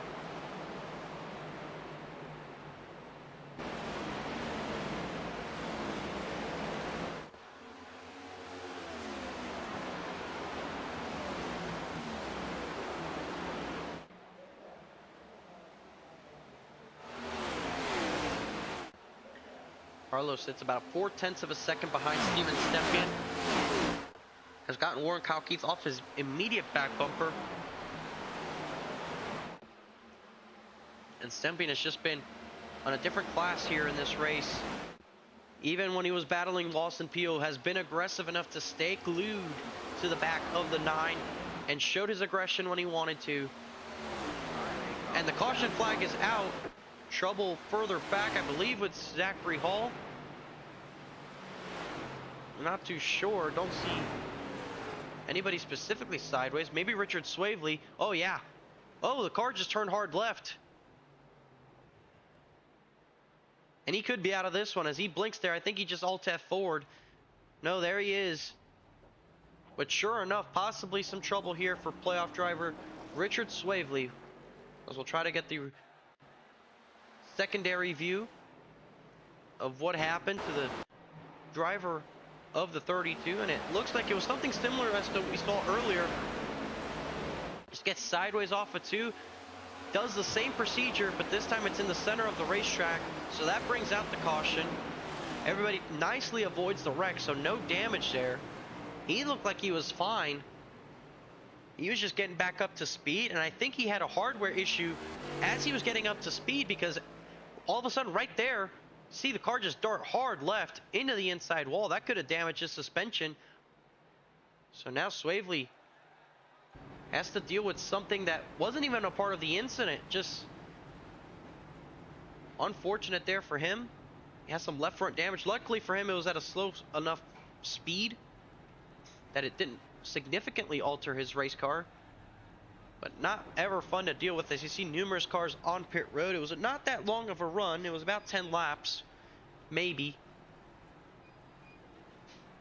But they do make their way onto pit road. Possibly some bolting on some brand new tires, which could play a role. Could play a factor. I'll say the biggest factor it plays is the fact that those that pitted under this caution have the best chance of making it the whole way on fuel. So I'm surprised most of the field didn't pit. But it's not, it's close. Maybe those that pitted on the last caution have a chance as well. Assuredly, everybody that pitted under this caution can absolutely make it without any saving requirements. And really, only 4. I'm only looking at 4 here that have stayed out, which is Warren Kyle Keith, Lawson Peel, Ethan Fonseca, and Cedric Hunter. And I see why. 88's been so dominant tonight. They're trying something different for the track position of it all. So I don't hate the move.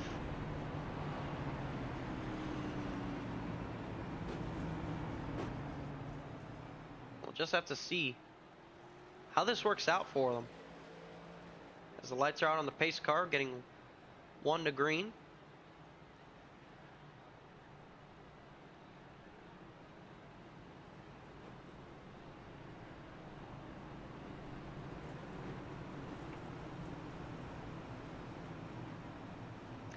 It'll be 60 laps to go. The green flag comes back out.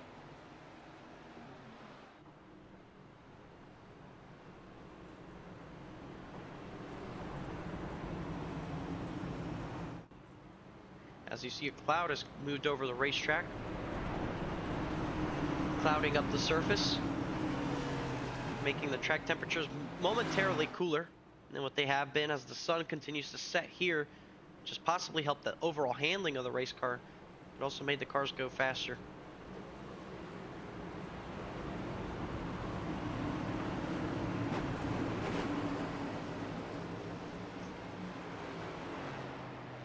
It'll be Warren Kyle Keith, the race leader. Lawson Peel in second. Keith choosing the outside lane. That puts Moreno behind Peel and Hunter behind Keith. As we're into the restart zone. For the restart, and the green flag is back out. Great restart for Warren Kyle Keith,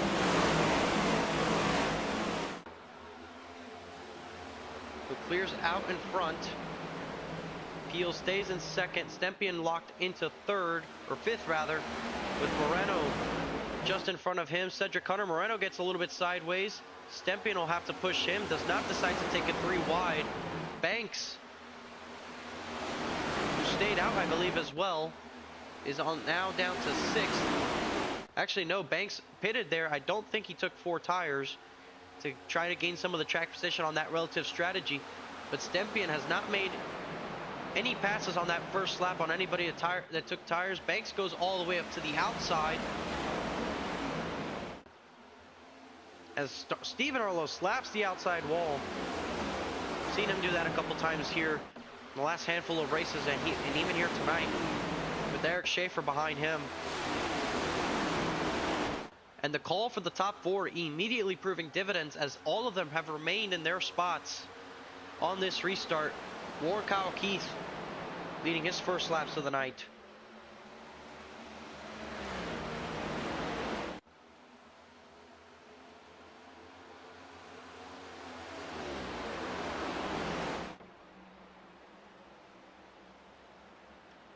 And there you see this train of cars behind mostly Ethan Fonseca Moreno, but particularly behind Cedric Hunter, who has those cars on the fresher tires. It is not by much, it's 10 laps, which you would think with the bigger tire wear that we see now, it would make a bigger difference.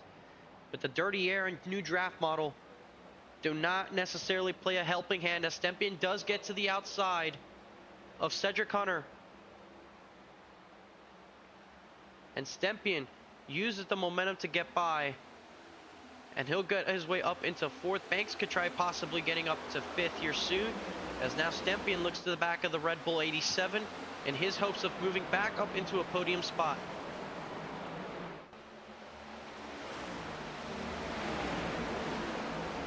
Moreno drifts up off of turn 2. Stempien could get a run here into turn 3. Does not peek out yet. He does late, and it's to get Moreno loose big time. With the 87 drifting up the racetrack, got air stacked up on his spoiler.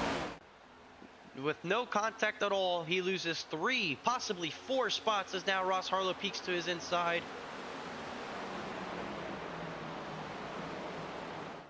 And on numerous occasions, you're already seeing just how big of a role packing the air on the rear spoiler of the car in front will matter big time. 2 cars remaining for Steven Stempien before he gets back to the lead. And one of them is a car that he has raced with plentiful tonight, as Warren Kyle Keith has gotten out to 1 second. He is trying to get out there and hide.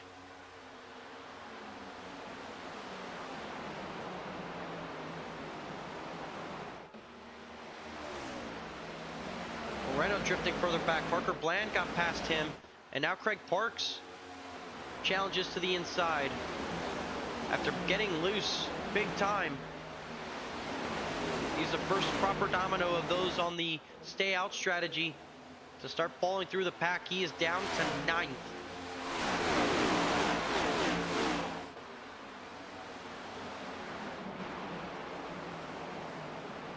There's Cedric Hunter with Brandon Banks behind him and Ross Harlow all closing in.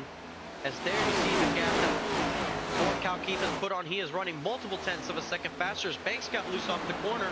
And now Ross Harlow's under fire from Parker Bland. What a great run it's been tonight for Parker Bland so far. Knock on wood as she moves to the inside for a potential top 5 spot. It's been a tough season for her. Struggled to finish some races, but she'll get loose here. Does avoid hitting the inside wall, but Moreno does not have that same luck. He spins to the inside and brings us under the caution flag. Has a little bit of a hit to the left front tire, but no big damage to the 87. Boy, I was just talking about how she was having a good run, and well, commentator jinx. I think she'll let me know how she feels about that. If she's wondering why that happened in that moment, look no further than me mentioning that you were having a good run. So you know who to blame, Parker. As Moreno went for the spin at the same time, we'll get a look and see Moreno's incident. As here we have Moreno racing for what was the 9th position with Stephen Harlow. And it looks like Harlow, once again, well, I don't know. That looked more like actual contact than some of these other incidents I've seen. We'll go on board with Harlow. Attempt to.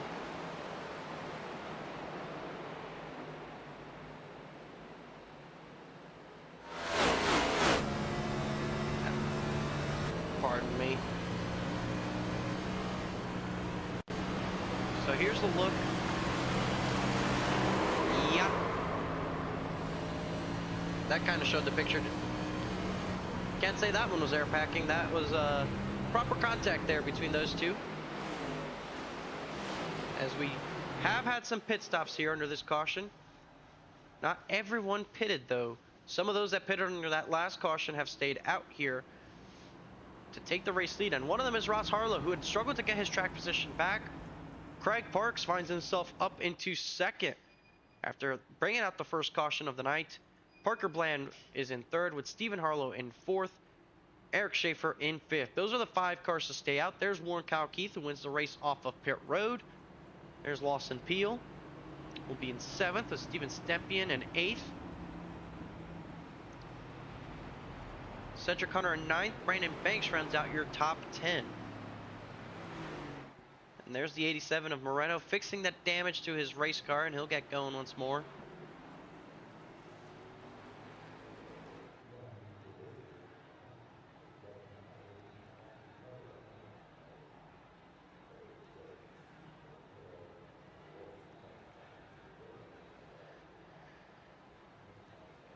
And this could easily switch just the momentum of these final 50 or so laps if we get more of these caution flags intermittently and specifically after 15 or so laps. That's clearly right around the amount of laps you need on green flag on your tires before they start making a difference if you consider pitting. And clearly enough cars think about staying out that if it came down to green-white checkers, staying out could possibly play a role. It's about a similar enough difference between the top 5 that stayed out on tires versus Warren Kyle Keith and the rest of the field that brought it down the lane this time. How big of a role does the restart and do these tires play out? When we take the green, it'll be 48 laps to go from Texas Motor Speedway. The sun is setting. Won't get to see the full nighttime, of course, but we're getting pretty close to it.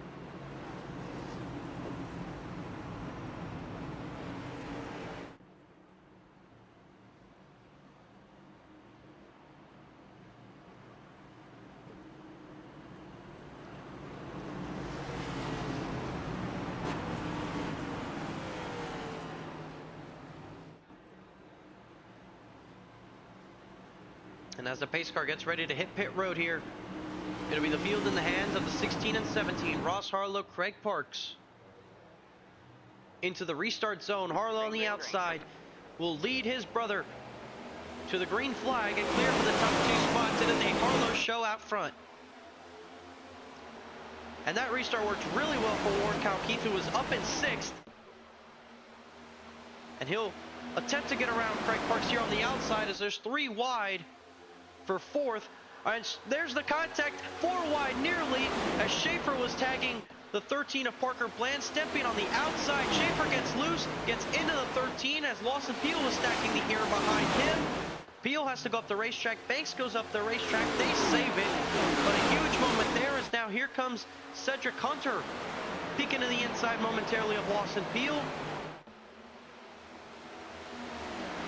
And on the outside, Warren Kyle Keith, after spending the whole lap side by side with Craig Parks. Parks continues to fight down on the bottom, but Keith clears. And a big enough run nearly gets to the back of Stephen Harlow. He'll do so, but it won't get Harlow loose yet, as Harlow tags the outside wall. And just like that, we are single file. What a restart.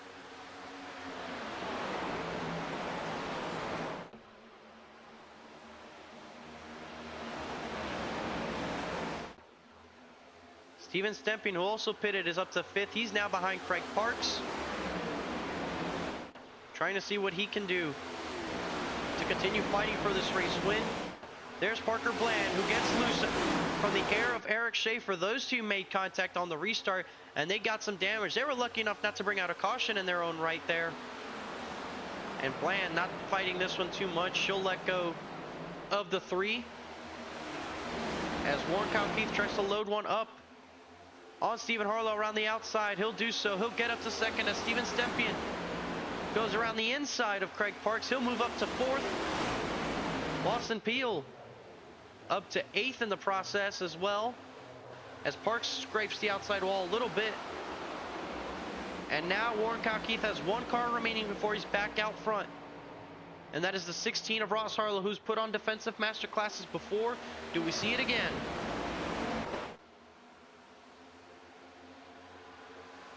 Peel now side by side with Bland for the 7th place spot.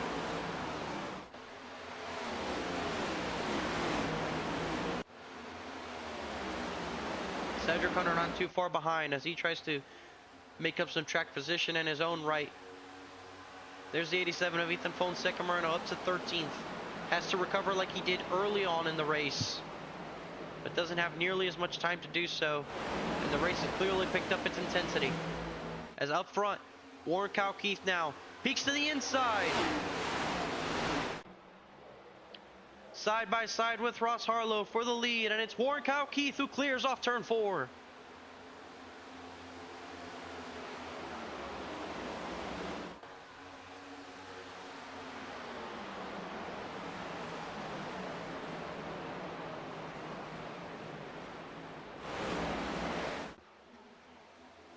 Ross Harlow nearly tags the outside wall. Stempian now closing into the back of the first of 2 he has to get through.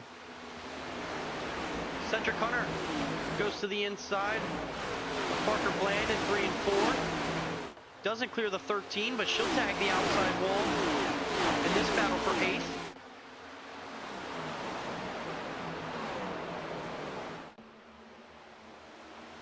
There's Stempian peeking to the inside.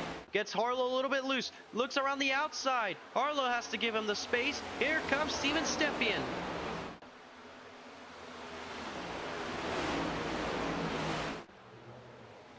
Stempian with the power move around the outside to get up into 3rd. Warren Keith trying his best to build up a gap, but Stempian now just has Ross Harlow to deal with before he thinks about battling Warren Keith. Harlow goes all the way up to the middle 3rd lane of the racetrack. Stempian's able to run the bottom. He gets a little bit loose though. As look at the battle between teammates back there. Craig Parks 3 wide with Peeled in the middle. Parks down to 7th as Parker Bland nearly taps the outside wall. And Peel trying his best to get back up into the top 5. Schaefer will hand that one to him, and Lawson Peel back up to 5th. And Stempian now back up to 2nd. Oh, and spinning down the inside. Parker Bland with another fantastic save. She tries to hang on to 10th in the meantime as Swavely tries to take that spot away. What a great save. We've seen numerous of those as she gets sideways off of 4, and now Swavely peeks to the outside. These cars are on the edge of control every single lap. And they're clearly showing it.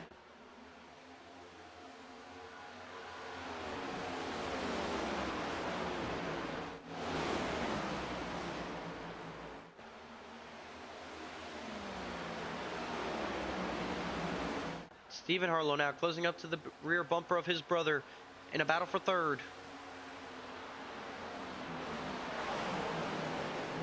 These two on the same strategy. Peel with the new tires.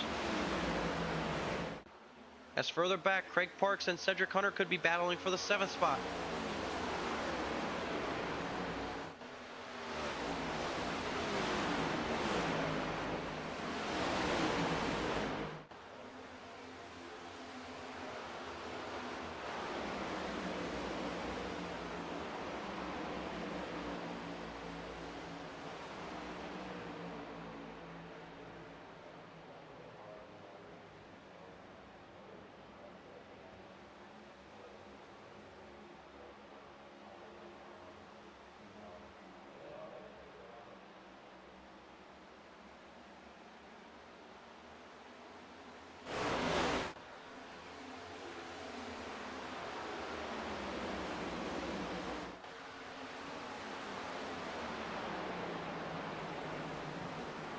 And Peel goes nearly 5 lanes up the racetrack.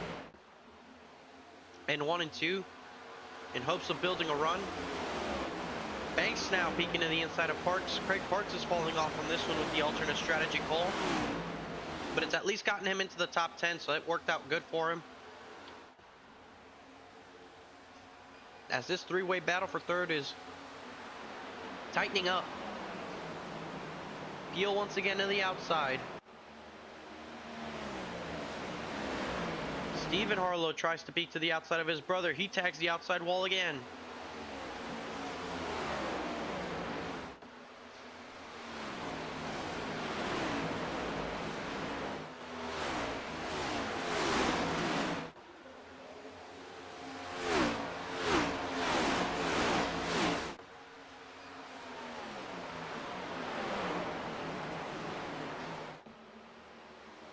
There's Peel now to the inside of Stephen Harlow.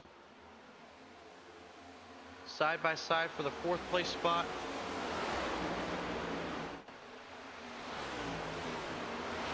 Peel gets into the apron only slightly, but it's enough to allow. And Harlow tapping the outside wall. He stays there. Peel unable to fully clear. Going back to turn 1, he does so now. But Harlow will attempt to crossover. Peel loose. Gets sideways from the air getting stacked on his rear bumper.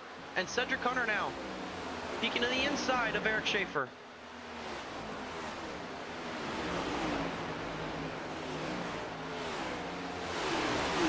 Intense racing inside this top 10, up and down the order.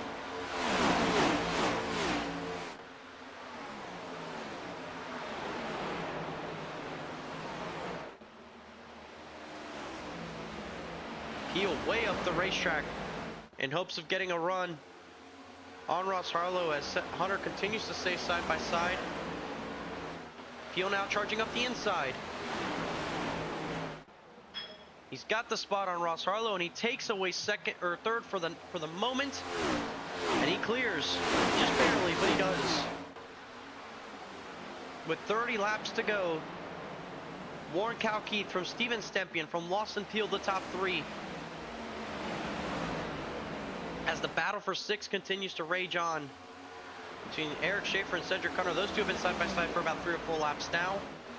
Closing the gap on the Harlow brothers in the meantime, as Hunter with a great corner will forcibly clear of Eric Schaefer for the spot. Schaefer tries to go back to the inside. You see Hunter go for the block, and Schaefer will deal the bumper to him. Hunter a little bit sideways, but he's clearly got it under control for the moment, as he now closes the gap to the Harlow brothers, which will be hard to go by.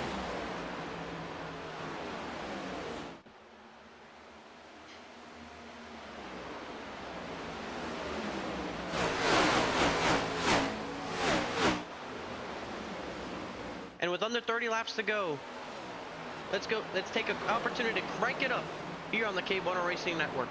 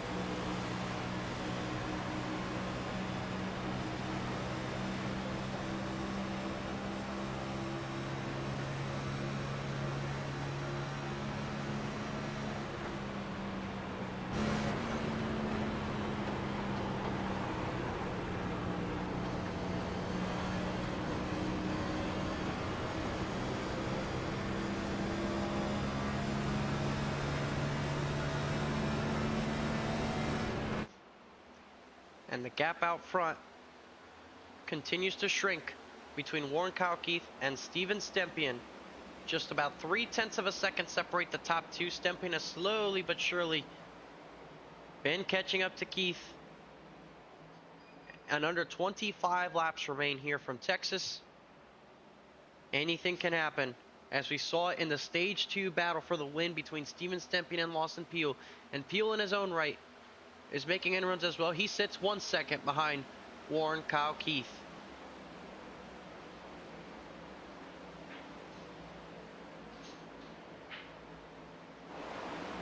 And what does Stempien have for Warren Kyle Keith when he gets there? Is it the air packing that's going to be the move? Is it going to be an attempted run, getting into the pass, setting up the pass? So there you see this battle for fourth continues between the Harlow brothers and Cedric Hunter. Doing everything they can to move their way up track position wise. Look at Stephen Harlow, how sideways he is off of turn 4. Couldn't fight Cedric Hunter for the move. Harlow feints the block. Hunter still shows the inside, and it could allow Hunter the opportunity to get the 11 loose with this air. Doesn't do so, but he gets the run. He's to the inside.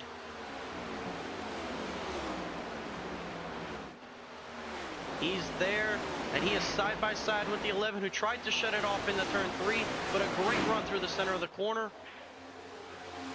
Wasn't fully able to clear, and he remains door to door with Harlow, who drives it in deep here to turn 1. Hunter does the same. Can he hang on to it? He does. A little bit of sideways he gets, but he clears another spot. So Cedric Hunter back up into the top 5. All the while, Warren Kyle Keith only a quarter of a second ahead of Steven Stempien as he gets loose off of 4.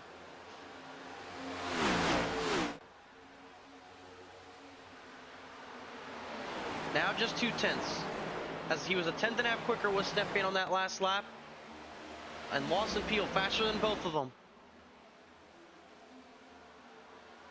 And Ross Harlow starting to close back in on Warren Kyle Keith, who might have used up his tires, hoping to build a gap. It'll be 19 laps to go here at the line. Warren Kyle Keith desperately hoping to get his first win of the season after the heartbreak of a finish at Daytona, where everybody thought in that moment at the line that he had won that race after an incredible finish, just to find out that he lost out by less than an inch to the man running third, Lawson Peel, in the closest finish in the history of this channel, officially scored by iRacing, down to 3 digits as 000. It will go down as possibly one of the closest finishes ever on the service.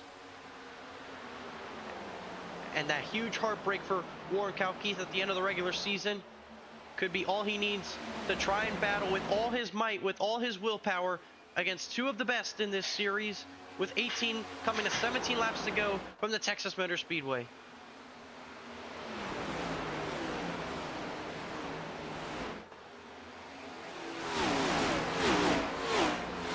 And this win could be huge for Warren Kyle Keith if he's able to take it.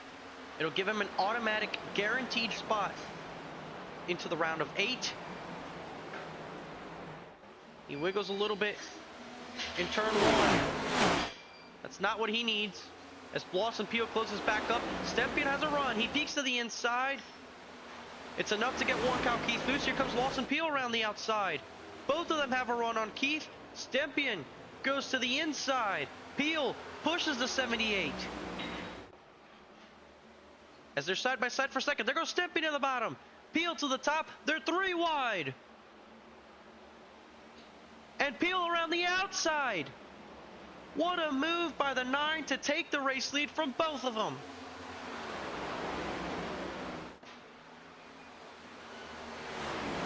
He was so much faster than those 2. Let them do the battle. And he gets up there and makes a incredible pass for the top spot. And now he has the chance to pull away with 15 laps remaining. Cedric Hunter up to 4th.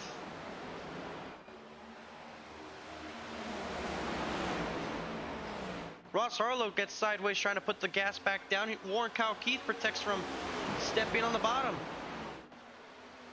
And all of this hurting Stepien and his chances of trying to catch up to Peel to win this race.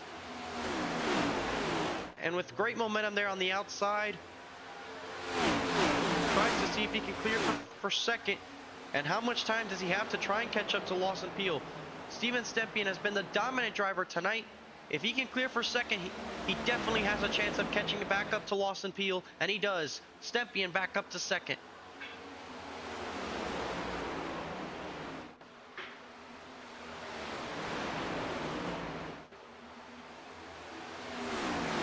Cedric Hunter now, possibly going to make a move. Keith with the block, but Hunter's there. He dips tires into the grass. As Warren Kyle Keith has used up his tires, he does not want to lose these spots. He is sideways, trying to hang it around the outside, but Cedric Hunter gets clear anyways. The last time we opened a race, the opening round of the playoffs at a 1.5 mile racetrack in the round of 16, it was this guy right here that went to victory lane. Can he repeat history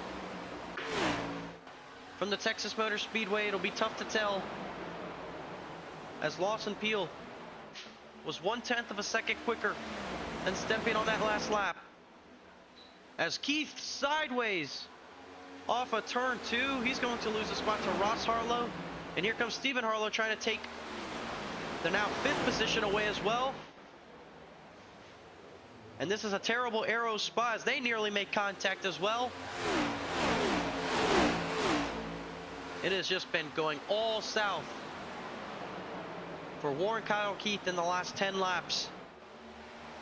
Just driven the wheels off that thing like there's no tomorrow. And now Stephen Harlow peaks back to the bottom. Just has nothing left in those Goodyear Eagles to contend with. Approaching 10 laps to go. Lawson Peel half a second out in front, continues to be one of the fastest cars on the racetrack. Another one of those is Cedric Hunter. He is matching pace with your race leader, and he is faster than Steven Stepien.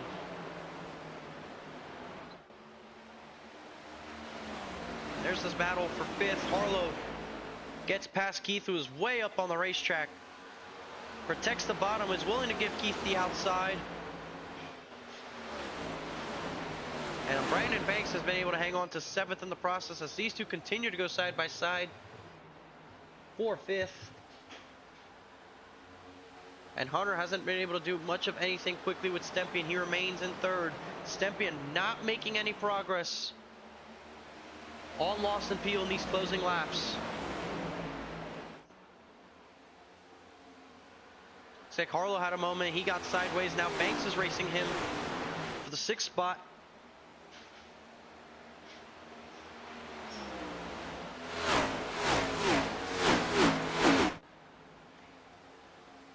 And most of the field is spread out. And with 8 laps remaining, Lawson Peel aiming to get win number 7 on the season. That last lap, Stepien was 1/10 of a second quicker, but was it an outlier? Or is that going to be the status quo with 7 laps to go at the stripe?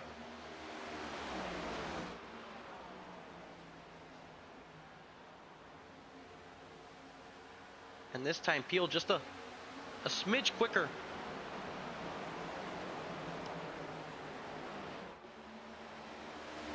And that's all it could take for Steven Stepien to not have a chance at the win. He's already losing a little bit more ground on this lap visually. He is struggling for grip as well. His chance was to get past Warren Kyle Keith before Lawson Peel got around him. Unfortunately for him, Peel made that excellent move around the outside and now 2/10 quicker than anybody else.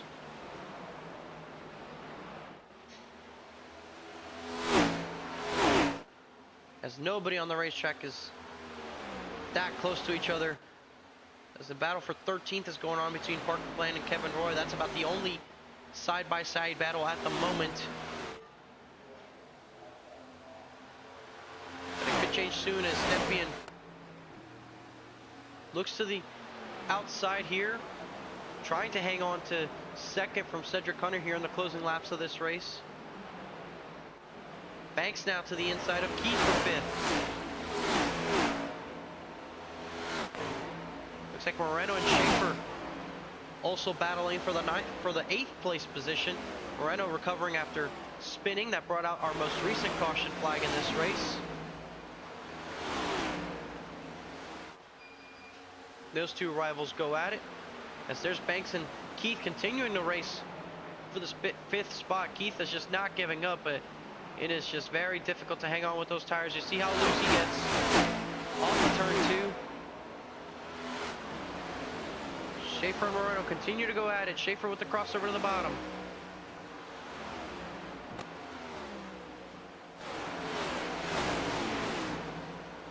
And he drifts up into Moreno. Gets into the 87, and that brings out the caution.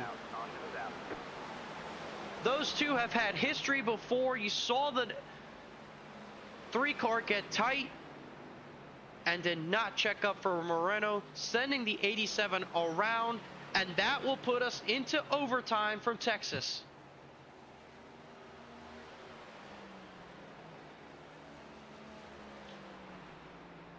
Let's get a look. We saw it live, but we'll get a secondary view of it. We saw them battling for position. It was a dive by Moreno in turn 1 that got him the spot on Schaefer. You see him show up right there. All is good up to this point. Schaefer with the crossover attempt. Moreno sees that, gives him the space.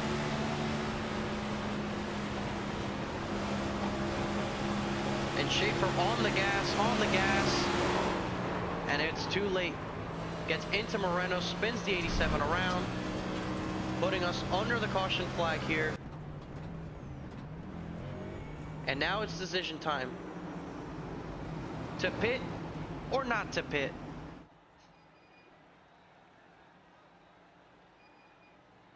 They've gone nearly 30 or so laps on those tires. So we could see split decisions here. Richard Swavely, lap car stays out, but nobody on the lead lap stays out. So it's going to all come down to if everybody does 2 tires, or if everybody does 4 tires, or if anybody takes 2, into the lane they go. No significant mistakes by any of your front runners.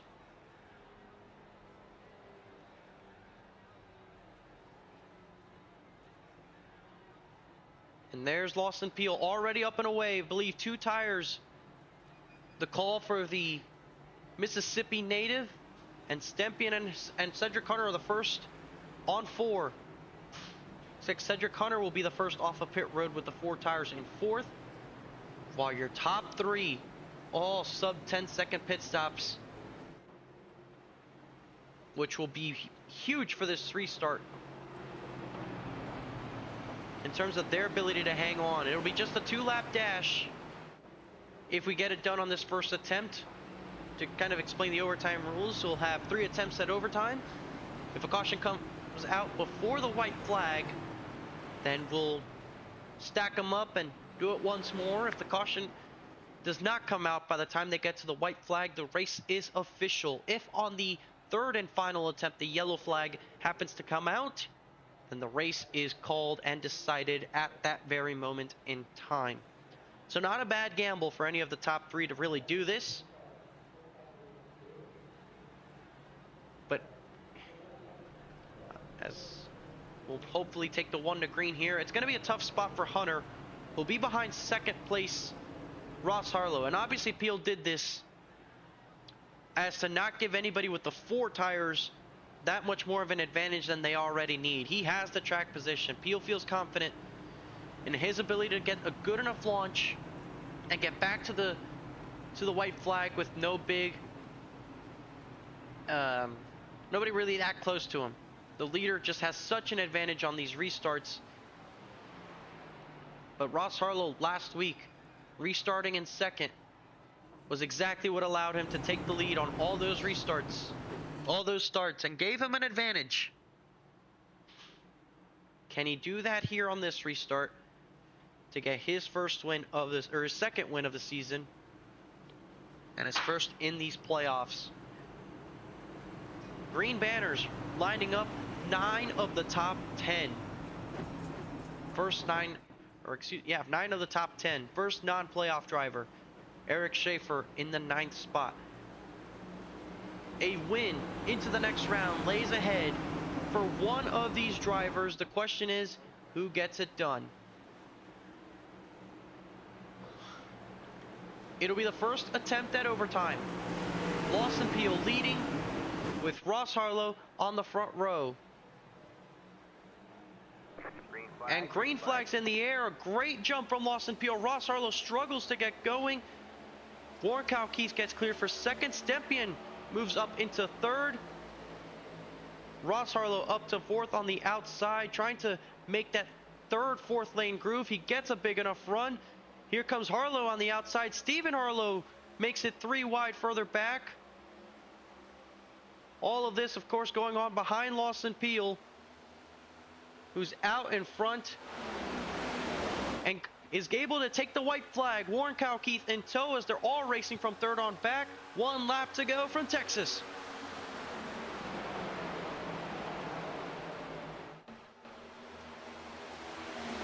Warren Keith hoping he has something left for Lawson Peel, but he might be too far back. Through 3 and 4 for the final time. Welcome to the round of 8 with a victory at the Texas Motor Speedway. Lawson Peel locks himself into the next round.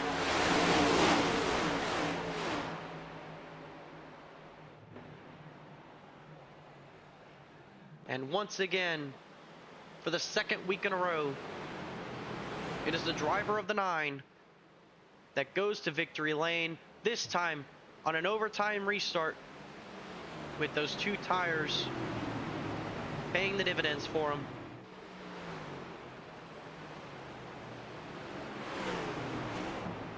As you see the whole field coming by to congratulate him on his race win. What a moment for Lawson Peel as he'll celebrate on the front straightaway and enter Paul Setup Shop victory lane at the Texas Motor Speedway.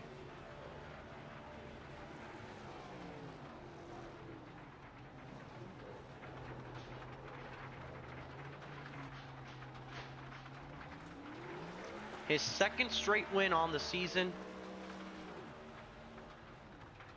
First time he's done that this season to get back-to-back race wins. And his second of these playoffs. And now a guaranteed spot into the round of 8. Does not have to worry about results at Bristol or Darlington to know that he will be still in these playoffs when he shows up to the Kansas Speedway, to Talladega, and to Atlanta. The road just got that much easier for the driver of the 9, and he'll celebrate here tonight once more.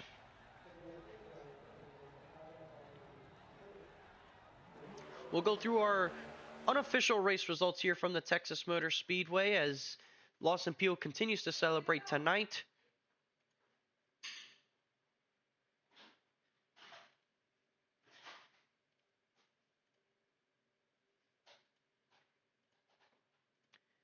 And you see here our results page, which are not showing up.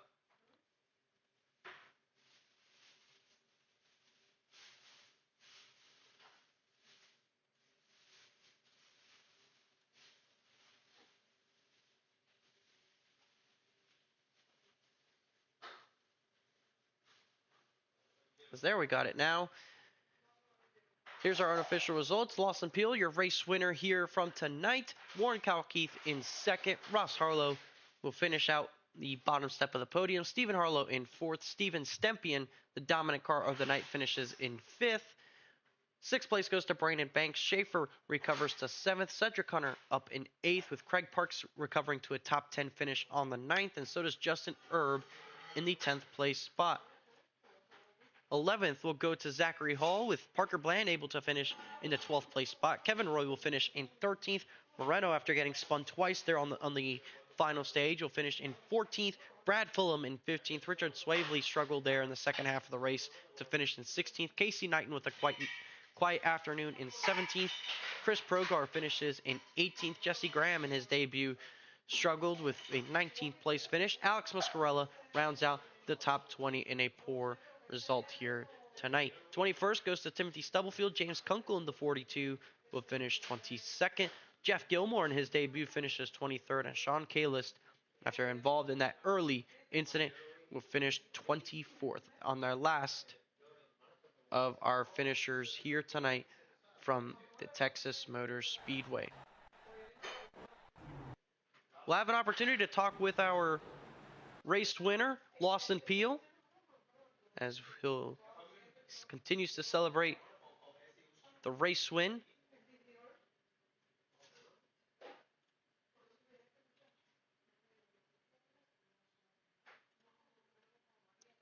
So as we get ready here to welcome our race winner, Mr. Lawson Peel, once again getting it done here and dropping the Hammah Cup Series Sunday. Lawson, win number 7 on the season. You weren't the dominant car of the night. It took an overtime restart, but you prevailed with the right strategy. You made that 3-wide move around the outside. Talk us through those final laps and the moves you had to make to get the track position. Yeah, certainly wasn't the dominant car. I just needed the conditions to come to me. And look, once the track cooled down and once the the cloud cover rolled in and it got later in the day, sim time and everything, it just got a whole lot more comfortable and just felt like I could start managing and just be in control of what was going on with my tires. So I was just kind of waiting around for that to happen and got a whole lot more comfortable. And yeah, kind of got turned off Cyprian's bumper a little bit there. Don't know how I didn't wreck. In that one in the first stage too, where I was on the outside of Ross, the track was just still so hot. I should have wrecked there too. So really had 2 really close calls and yeah, had to recover after that, get back in the dirty air, but was just able to kind of pace and advance through there. And I knew Warren was out front pushing pretty good, and I didn't know if I was going to kind of stall out and not be able to continue to catch them. But once they kind of got battling, that's kind of when my tires really started to come to me. And then that top lane up there in 1 and 2 was a little bit more cooled down and gripped in by that point. And so got it to stick up there. And yeah, that was a great move. Proud of that one. Kind of more. That kind of was more in line with what we saw in real life in the Cup race. They kind of eventually, as the rubber laid down, they got that lane working up there. But just like in real life, you cannot go up there in 3 and 4. The bump just sends you. So you can maybe shade up like a half car width, maybe 3/4 of a car width off the bottom in 3 and 4, but that's it. So I just enjoyed finding something else and just making something else work on the track. So that was fun. So But knowing yeah, hats off to everybody. And yeah, go ahead. I thought you were done. My bad. Just as you were going down pit road with that late caution, what was going through your mind as far as the strategy? We saw you ultimately take the 2 tires, but obviously we've seen that the new tire mono with the car handling, how the tires wear more. So what was your thought process in taking those 2 tires, and what did you expect it to do before the restart? Yeah, I didn't really know what it was gonna do. I just hoped it was gonna be, I knew somebody else would, so kind of feel like you had to. Um, and it it felt really good on that green white checkered there. I mean, it stuck and it had a lot of grip. So I know I was in clean air. So, but um, didn't really feel like since the update wise that 2 tire doesn't work as well. I mean, I felt like it still worked fine there. I felt like that was the call. I knew other people would, and just wanted to keep the lead, keep the clean air. And before we let you go, Lawson, anybody you want to give the shout outs that helps makes this happen for you and your number 19? Yeah, thanks to you for running it solo up there tonight. Appreciate you, and thanks to Kenneth. Hopefully he's having a good vacation. Thanks to Stimpy and Progar, Kunkel, Alex, all the admins. Thanks to my DBR teammates. Thanks to all the viewers, and everybody that watched tonight. Appreciate it, Lawson. Congratulations on your 7th win of the season. We will now let you go so that you can go watch these final 3 minutes of Game 7. I appreciate it. Thank you. as Lawson Peel race winner here tonight, and he immediately exits to do just that, to watch these final 3 minutes of Game 7. Oklahoma City Thunder looking very likely to take home the NBA championship. As we move down the order to our runner-up finisher here tonight, it is going to be Warren Keith for the second time this season, finishing second to Lawson Peel. And Warren, you had a good run here tonight, specifically in that final stage. You gave yourself some opportunities with track position and different tire calls and just trying different things. And ultimately, it gave you a good opportunity to go for the race win. So just talk us through what it was like driving your way through the field and then racing for the lead there in the final stage. Yeah, I mean, we made a decision to start in the pits in the beginning of the race just because we knew the track was so hot. We didn't know if there was going to be a massive pileup or not. And us starting kind of thick in it, we were like, it's probably going to be safer to start in the pits, which was probably a good call. But it put us behind the 8-ball early, track position wise. And, earlier in the race, the track was almost 130 degrees. It was very hard to pass. I had to save the right rear on it. It was a very tiptoe first stage. Stage 2, the track cooled off a bit. You can kind of race it a little bit harder. And in that final stage, the track, hit the ice bucket challenge. It just cooled right off, and you can kind of start playing with air. You can start, riding the car a bit harder. So we decided to make the track position call, middle of that stage, stay out with a little bit, about 5 laps on the tires, and kind of see what happens. And luckily it paid off. We went ahead and played the getaways and hide, if you will, game, and I knew it was going to backfire. Once Steven and Lawson caught me, I knew it was like, okay, well, hold the anchor down. We're going to have to hold this position as best as we can. But luckily got that caution at the end and put some 2 tires on it. And honestly, the 2 tires felt better than the 4, if you can even believe it. And we were able to finish second. So I'm happy with the result. It's a good way to start this round, especially with some 2 tracks that are going to be interesting next week, and then at Darlington with this new model, just how interesting that race is going to be. Yeah, you got Bristol and Darlington in the remaining races of this round. But speaking of this round, you got it off to a good start with some decent stage points and finishing second here tonight. So as you move towards those next 2 races and when the playoff points eventually get updated, knowing how tight the points are, what is it like getting this good result here to start off the round? Well, it's definitely than being better than the back foot. It's better than coming out of here with like a 15th place finish, with no stage points. So, I'm kind of happy that we finished second. Kind of makes up for finishing 8th, I think, both those stages. So it kind of evens out and gives us a good points run. But it's a good security blanket, because we don't know how Bristol and Darlington are going to race. Bristol could be the hardest track to ever pass that. We don't know. It could be a bottom fest race with the new tire where you have to run the bottom. We just don't know. So it's better to get the points now and kind of not play catch up when we go to 2 tracks, which are probably the 2 hardest with this next gen car on the previous version, to try to play and see what we can do. I'd rather go in there with a blanket, kind of see what we can hold on to if we do have a bad night. Better to go into it playing downhill than uphill. So before we let you go here, Warren, anybody you want to give a shout out that helps makes this happen for you and your 78 team? Yeah, I think the guys all the way back at D Legacy. Starting next season, we'll be back in the Fords. So it's we already made that decision, so we're happy to go back to that. But everyone down there, James, Casey, Parker, Richard, Kevin, all the guys down there week in and week out, really good. And thanks to the organizers, Steven, Chris, put on a hell of a show week in and week out. And of course, you guys, Kenneth has been out on his vacation, so you've been doing a good job. But a good job doing week in and week out as well. The kind words that make me feel a lot better about what I've done in these last 2 weeks. I can't wait to have Kenneth back for next week's show at Bristol. So I know you'll be happy to see him again. I'll definitely be happy to see him again. You have no idea how much work and effort he puts in on these broadcasts. It reminds me every time I have to step in his place. I'm left with here like, man, I really have to step up. It's great stuff. Thank you for everything, Kyle. Congratulations on your strong run here tonight. We hope to see you next week. I appreciate it. Thank you.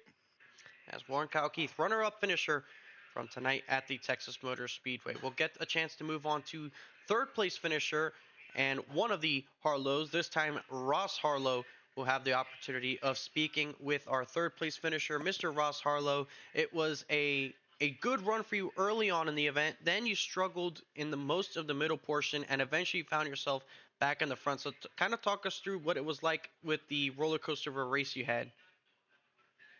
So it was kind of a yo-yo there for most of that. It felt good. I think I could have just stayed up there pretty much the whole race, right with Stempy, right with Lawson once he was there. Um, I just couldn't hit my pit box tonight. I don't know what it was, but I kept missing it and kept missing it, and so I finished second in the first stage and started seventh, finished seventh, and in the second stage, and I think started the third stage in like 12th or 13th, something insane like that. So um, yeah, it was wild. It definitely took a lot more strategy than I was expecting it. I was going to need, but uh, yeah, no complaints there for how it turned out. But man, yeah, it was a slog and it was a yo-yo. You're able to come out of it with a third place finish. And in the final stage, we saw several moments where different strategy calls were the ones to go. So as those yellows were coming out, what was going through your mind processing wise on when to come down pit road, when not to come down pit road, and obviously on that last pit stop, the decision to take two tires?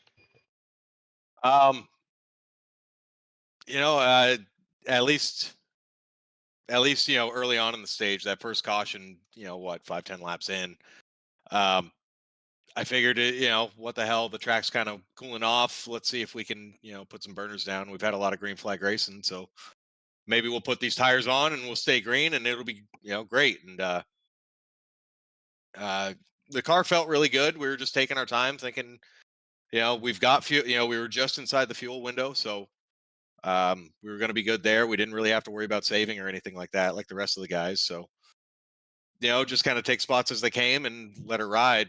And then that caution came out, and I was sitting there going, "Damn, I really wish iRacing would let us run a set of scuffs because it, I'd put those 10 lappers back on in a heartbeat right now, but just to give us a little bit better spot. But I really thought we were going to get just absolutely eaten alive there at that last long run when Steven and I were on those old tires, but they held on a lot better than I expected them to.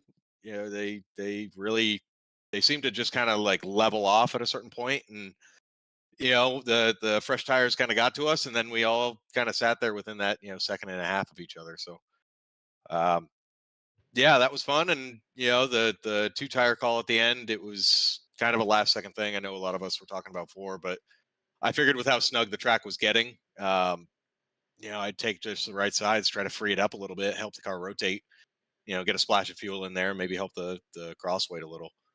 And it seemed to work. It seemed to be all right. I know a lot of the four tire guys were saying they were tight as all get out there at the end. So the car felt good. It felt really good. It felt fast. It had some page fault issues there right on the restart that kind of set us back, unfortunately.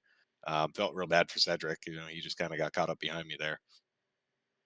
And it was still a great recovery for you, Ross. You were able to come away with a podium finish here tonight from Texas, which halts you to a decent spot in the points. I'm assuming once they'll be done here soon in a couple days as we move on to Bristol and Darlington.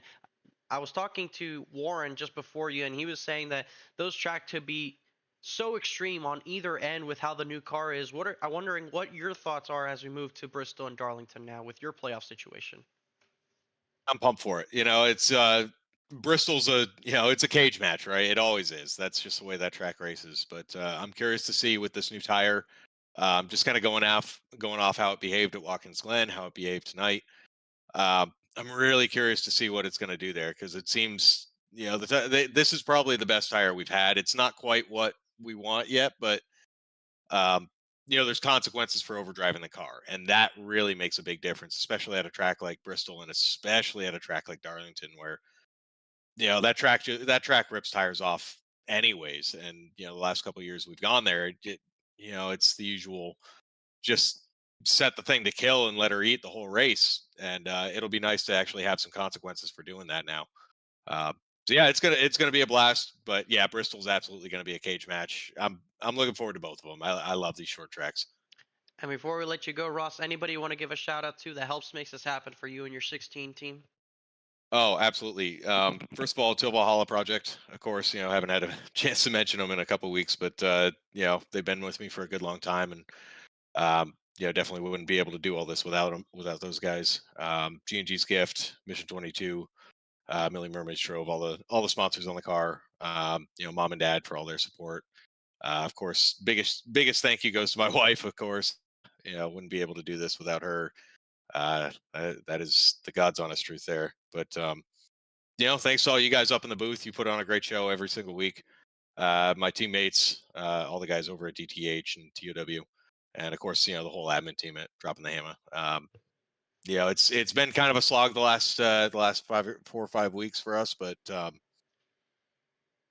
huge props to them because they've really faced a lot of adversity in this first season, and they've been able to roll with the punches and be consistent. And I think they're really setting themselves up for success for the next couple of years. Appreciate the time you take with us, Ross. Congratulations on your P3 finish, and we hope to see you out there at Bristol next week with Kenneth Bueno back. Absolutely. Yeah, you've been doing a great job. So, I mean, don't change yourself there. Yeah, appreciate it, Ross. Hope to see you. Yeah, have a good night, buddy. You too. And that is Ross Harler, our third place finisher in tonight's race here from the Texas Motor Speedway. That'll wrap things up as far as the driver interviews are concerned. That's our top 3 that we just finished talking to, and kind of paint a picture to where we are as far as the overall situation. We don't have the points to relay them, so we don't have an exact clue as where everybody is, but you get a picture for much about everything when you consider that Lawson Peels now locked himself into this next round. He is guaranteed a spot into the round of 8, and that means that he is good to go. Doesn't have to worry about how Bristol and Darlington play out for his own sakes. Was probably going to attempt to help his teammates in whatever way he can in helping their odds of advancing. And now drivers like Steven Stempian will have to suffer another week of having a great race car and not coming away with the race win. He'll definitely try to aim at Bristol. Numerous other drivers will look to Bristol for better runs in hopes of helping their playoff hopes. We'll have those playoff standings ready for you next week when Kenneth Bueno returns for the call. We'll be at the Bristol Motor Speedway, same time as every week, 8 p.m. Eastern. Don't want to miss it. Action from the last great Coliseum always delivers every single time. Before we move on to Darlington to round out this second round, the 4th of July weekend. And if you want to catch some more KBueno Racing Network action later this week, make sure to check us out Thursday night from the Las Vegas Motor Speedway. Kenneth Bueno and I should have that show. If not, then it'll just be myself at the Las Vegas Motor Speedway. Coverage will start somewhere around 8:30 p.m. Eastern. You could expect on the KBueno Racing Network. Thank you to everybody that help this happen, from Chris Progar, Steven Stempian, all the admin crew, from everybody on all the drivers, all the race teams that show up and put on the great racing, to everybody here on the KBueno Racing Network, Eli Comerford, Charlie Byer, Keelan Belsha, the man of the name, Kenneth Bueno, that helps makes this happen week in and week out. So much effort on his part to help make this happen. I'm just lucky enough to be able to do a tenth of what he does. Can't wait to have him back later this week. I'm happy to be able to bring you the shows in the meantime. From Texas Motor Speedway, so long and good night from myself here in the booth, Francisco Bacallao. Hope to see you all soon at the Bristol Motor Speedway next week and at Las Vegas later this week. Have a good night, and congratulations to the Oklahoma City Thunder on their first franchise championship in the city and their second as a team when you date back to the Seattle Supersonics. And congratulations to Lawson Peel on his 7th win of the season and locking himself into the next round.